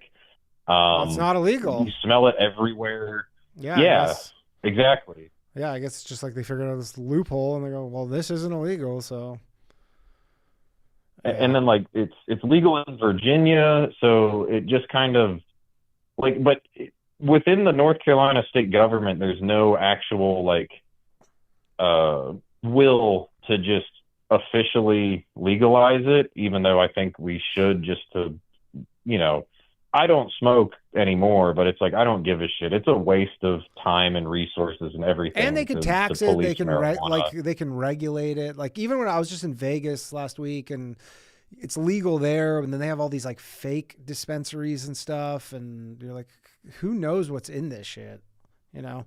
Like you might, like if there's any benefit from, and I'm not even talking about like actual like the flower of weed, like the actual, because of that I'm not, but they have all those like the weed pens, and you're like, the actual regulation does help with that, because like some people are like, yeah, if I can sell these, they make them in China, and like God knows what is in those things. Oh yeah, no, dude, I remember when I was in high school, we started seeing the they said they were CBD pens, but they were just different, like, variations of spice. Like, you go to the gas station, buy this pen with, like, a picture of a pot leaf on it. It would say it's CBD, and then you'd smoke it and be bugging out for, like, 10, 15 minutes. Like, it was not, I don't know what the fuck it was, but it was not CBD. Right. Whatever it was. And you're like, you're definitely, as a society. And, as a fucking... Well, I was just going to say, yeah, as a society, you're better off people not ingesting that shit because they're worried about getting in trouble for smoking like actual weed. Like you're just creating a different problem. It is objectively more dangerous than marijuana itself. I know, and I'm not someone that's like, ooh, weed's harmless, man. Like it has no negative drawbacks, man. But like compared to the alternatives, like you might as well, just regulate the actual thing, because that's what people want anyways. Like, yeah, they probably will at some point. I'm sure at some point they're just gonna be like, all right, time to do it. All right, I gotta let you go. Anything else you want to add? No, but Chris, hang in there, man, and hang in there, Chris. Give yourself a chance. We're rooting for you, Chris. Thanks, man. We're rooting for you, Chris. We have a super chat. From Howling Ben something. It says S&P 8,000, panicking, stay losing. Need that prom riz and flash. I don't know what that means, but thank you for the super chat. The lone super chatter. All right, let's take another call here. Weed does make you tarded, as someone just said. Hello. Tony Scarboni. Oh, this is who I was saying. This is who I gave my Minnesota Wild pick to. It was Tony Scarboni. Hey, man, what's going on? How you doing, buddy? I'm just sure this thing works. For those of you who don't know, what's going on, man? What's Tony going on? Scarboni, OG, low value male listener. You're a day one. I'm like day 23. Yeah, you were like early on. You were like first few apps for sure. I was first or second month. Like I was there. My very first call actually was to warn everyone from using Tinder or whatever the fuck the dating apps are. And like nowadays, that seems like a total scam. Going online to do anything seems like a total scam. Like yeah, you gotta approach in person. It's pretty bleak. Yeah, it's pretty bleak. I Yeah, guess you that's haven't 100%. been. I guess you haven't been laid since you've been listening to the show for 4 years. Well, no, I got a girlfriend now, but I don't even want a girlfriend. You have a girlfriend, Tony Scarboni? When did this happen? Times have changed, and we're all still low value. We still listen to the show, and yeah, another low value success story. Everybody listens to the show, can't get a girl, all of a sudden has a girl. Look at that. Well, no help, no thanks to you, Mr. Danny. Hey, I'm a motivating factor.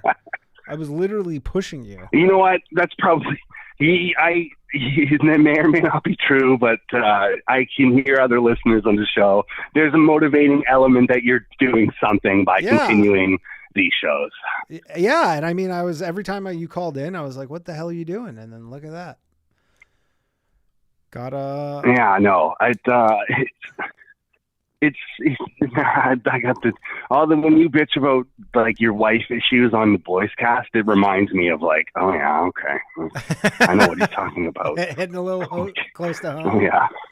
Oh yeah. How long have you had a girlfriend for? Just a little bit. How long have you had a girlfriend? Well, like maybe a year. Okay. Here's the thing. Like I don't really like. I don't call her my girlfriend, and like that creates confusion. Yeah, but I'm like sure she's she not definitely loving that. my friends.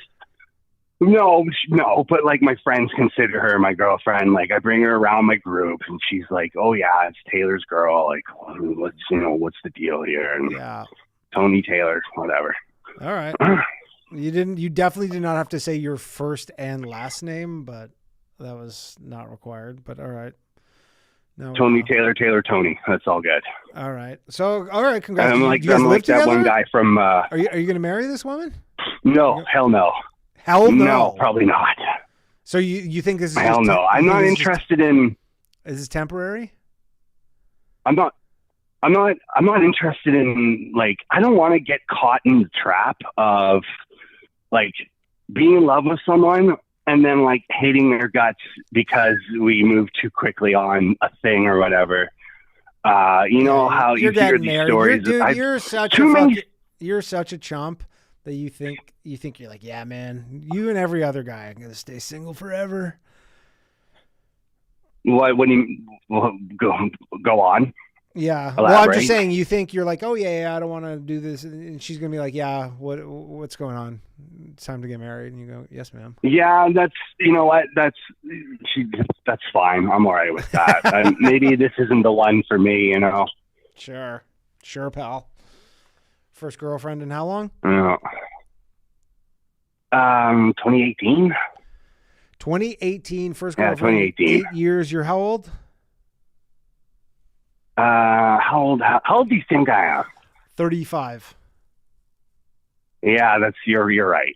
Okay. That's correct. Yeah, so this is about it for you, man. This is sounds like this is the end of the road.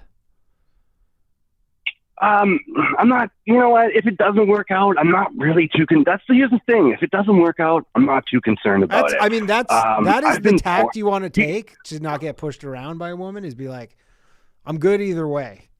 That is strategically how you want to play this when she's fucking pissing you off, is you go, look, I'm good either way here. All right? Well, you have to be, because I've been single for most of my young adult life. It's, it sucks being alone, but like, it's a lot easier in some respects too. It's so much easier. Yeah, it gets. Oh, that's an understatement.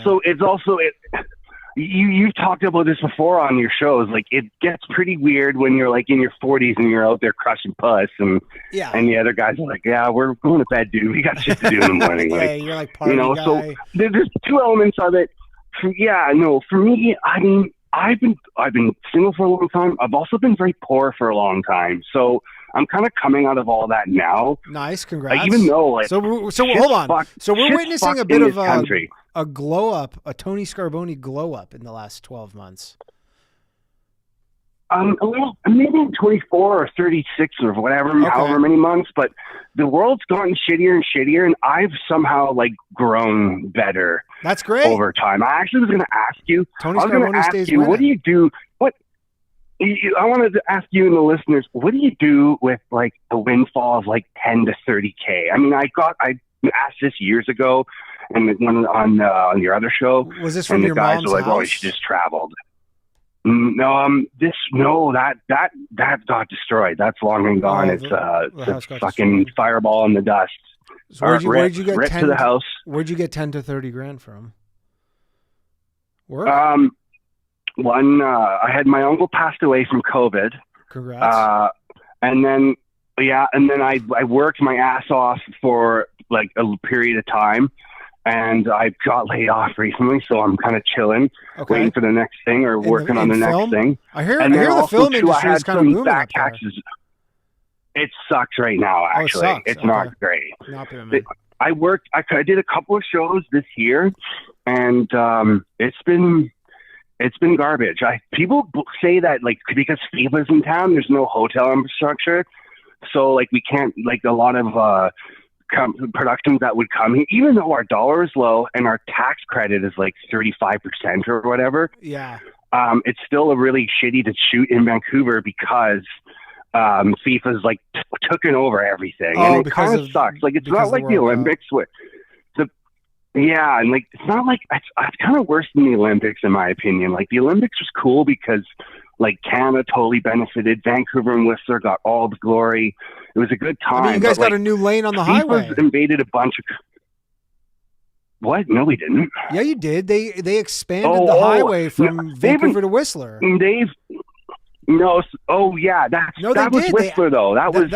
But I'm saying that road for anybody if you've never been, like Whistler is like this famous ski resort, and it used to be one lane. Sea to Sky 99, Highway 99. Highway 99, but that used to be a one-lane road, and they literally blew up the fucking mountain and added lanes. Yeah, fun story about that road. Apparently there was a shadow tax that they put on, so whoever drove down that road, the government paid a certain corporation to pay for the road. And there was a period of time, like 2010 to 2016, where Whistler was awesome and affordable, and the road kicked ass, so getting there was easy. And then Vail bought Whistler in 2016, and Whistler's been fucking garbage ever since. Oh, okay. Actually, too, you don't even go there to ski and snowboard anymore. You go there to mountain bike now because the ski and snowboard seasons have been so they've been terrible in the last 10 years. Really? I don't know. They're like pivoting to like mountain biking. Yeah. I had no idea. Oh, they've been awful. Yeah. Oh, interesting. Yeah, I wanted to ask so anyways, you, you got some cash. Yeah, well, if you're not working, then I would just kind of hold on to that cash because it sounds like you might need it. I've been doing like the low end shit, like GICs and a couple of ETFs, but this shit's only making. I think I made like 5% at one time, but like now, it's weird. Like the markets, everything sucks right now. The Canadian stock market's doing amazing. Like. Is it really? Yeah, the Canadian stock market, I believe the TSX is up because it's heavily weighted for natural resources because there's so many natural resource companies in Canada and because commodities have done so well. The 1 year return on the TSX in the last year, 35%, way better than anything in the United States. Really? Mm-hmm. That's highly unusual because we're not really extracting that natural resources right now. Like, yeah, but it's also we're not extracting natural. Like, it's also a dip in the U.S. dollar, but because there's a lot of companies like that earn U.S. dollars, but it's still a huge outperformer versus now. I don't think it's the case over 10 years, but in the last 1 year. But anyways, Well, for your year money, it's I actually would just flipped around. Huh. yeah, for your money, I would just take it, whatever you can afford to not have, and put it in the S&P 500, maybe some in the TSX, and don't look at it. Yeah, but like, I heard that 7 of the S&P companies are like tech companies, like Nvidia and shit, and they're all like, they've like controlled it and it's exploded, and it's all set to like kind of crash and burn because it's like there's no product that's like coming out that. I mean, everything is AI right now, and Nvidia is, you know, the company that makes the chips. The forefront of it. Also, it's like, it's cyclical. Those 7 companies will drop out of favor. There'll be a new 7 companies. Just go look at a chart of the S&P 500.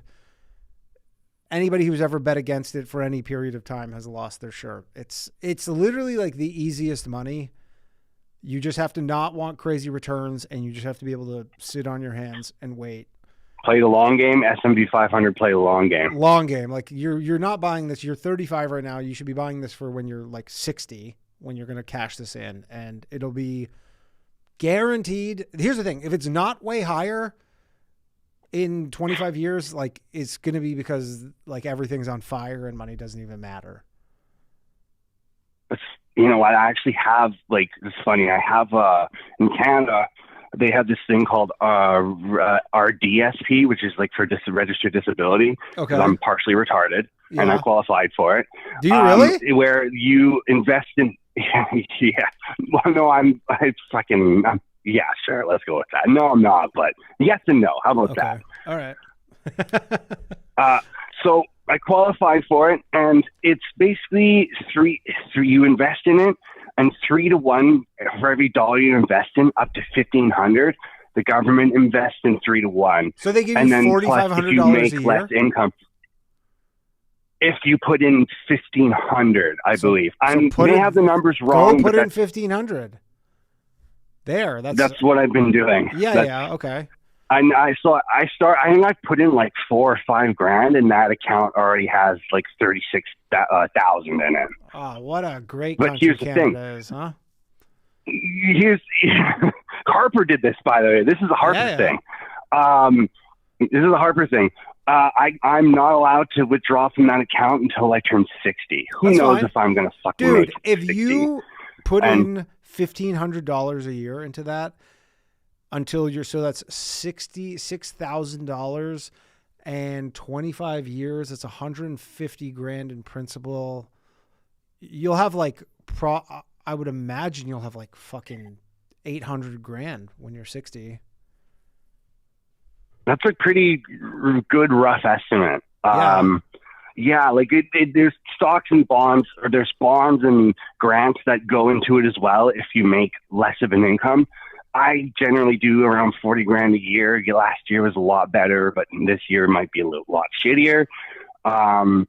But yeah, no, I'm like, fucking, that's probably the move. No question. I know you got to keep, like, every 5 years or so, you have to like prove, like, you got to go to the doctor and be like, is this person still retarded? Sure. Yes, they are. They need help with this.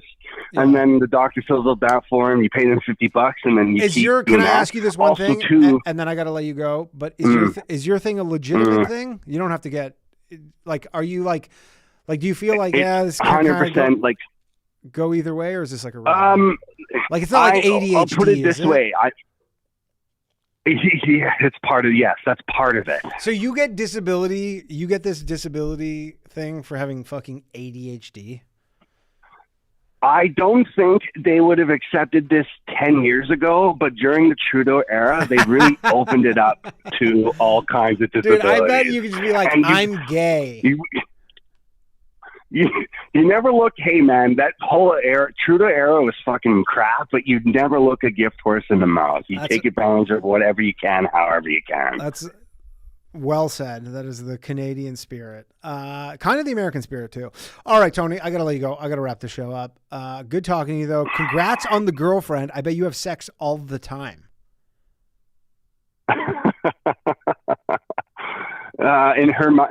She wants it and I don't give it to her. How's that for an answer? Tale as old as time. All right, Tony. Good chatting with you. Take care. Tony Scarboni, everybody. All right. That has been the show. I know I have another super chat here. Billy from Philly says, Danny, I give your show in Charlotte 1.5 thumbs up. Yeah, he lost half his thumb. Someone else in the Patreon did something to their thumb as well. Bill, who's a member of Keep the Bathhouse Alive, says shout out to Dylan. And 3001416 says SP500 dog. Can't go wrong. I'm sorry about the phone call issue tonight. You can blame Gerard though. That was his computer had some kind of issue. But it is 9:00. I have to go. I have a crazy day tomorrow because I have to go to San Diego on Wednesday. But we will be back tomorrow with a new episode of The Bathhouse, God willing, tomorrow night at 9 p.m. Is it going to be the last? I'm pretty ambivalent about it at this point. I'm kind of hoping it is. Maybe it won't be. I feel like you guys won't let me get out of this for a little bit, but it's probably happening. So anyways, oof. What the hell? I thought I closed Zoom. Oh, that's why. Okay. Well, that's been the show. Shout out to Gerard, our lovely producer. Had a little technical problems, but he will be back next week, hopefully. See you tomorrow night, Tuesday, 9 p.m., live from the Stand Comedy Club in Green Room. I'm sorry for those of you who couldn't get through. There was no queue this week, so it was old school. It was whoever was just there when I picked up. There's nothing personal against anybody. That's just I picked up the first call that popped up in that moment. Blame Gerard. That's all, though. I will see you guys next week. Have a lovely evening. Good night. You know it, all my shit heroic. Empathic abilities, yeah, my face be also stoic. Bleep, blow up, nigga, that just means I'm working. They see me as a leader, so that's why I'm Captain Kirkin. These tracks from the stars, that much is for certain. You can feel this hit if you up or if you hurt. I'm raising my stock, not talking my feet in some Birkin. Number Johnny 5, got a fucking short circuit. Bring the track to life when I spit phenomenally. When I hit, she feel that shit in her abdominals. These rappers make me laugh like comic view, they comical. You know I got a ball out, I hit the track running just like Sonic do. They don't wanna turn on my light switch. Yeah, they was trying to get me on my hype shit. Yeah, they don't wanna turn on my light switch. Yeah, and they tried to down me up some KO type shit. Yeah, they don't wanna turn on my light switch. Yeah, now we pulling up fresh on some flight shit. They don't wanna turn on my light switch. Yeah, they don't wanna turn on my light switch. They don't wanna turn on my light switch. Yeah, they was trying to get me on my hype shit. Yeah, they don't wanna turn on my light switch. Yeah, and they tried to down me up some KO type shit.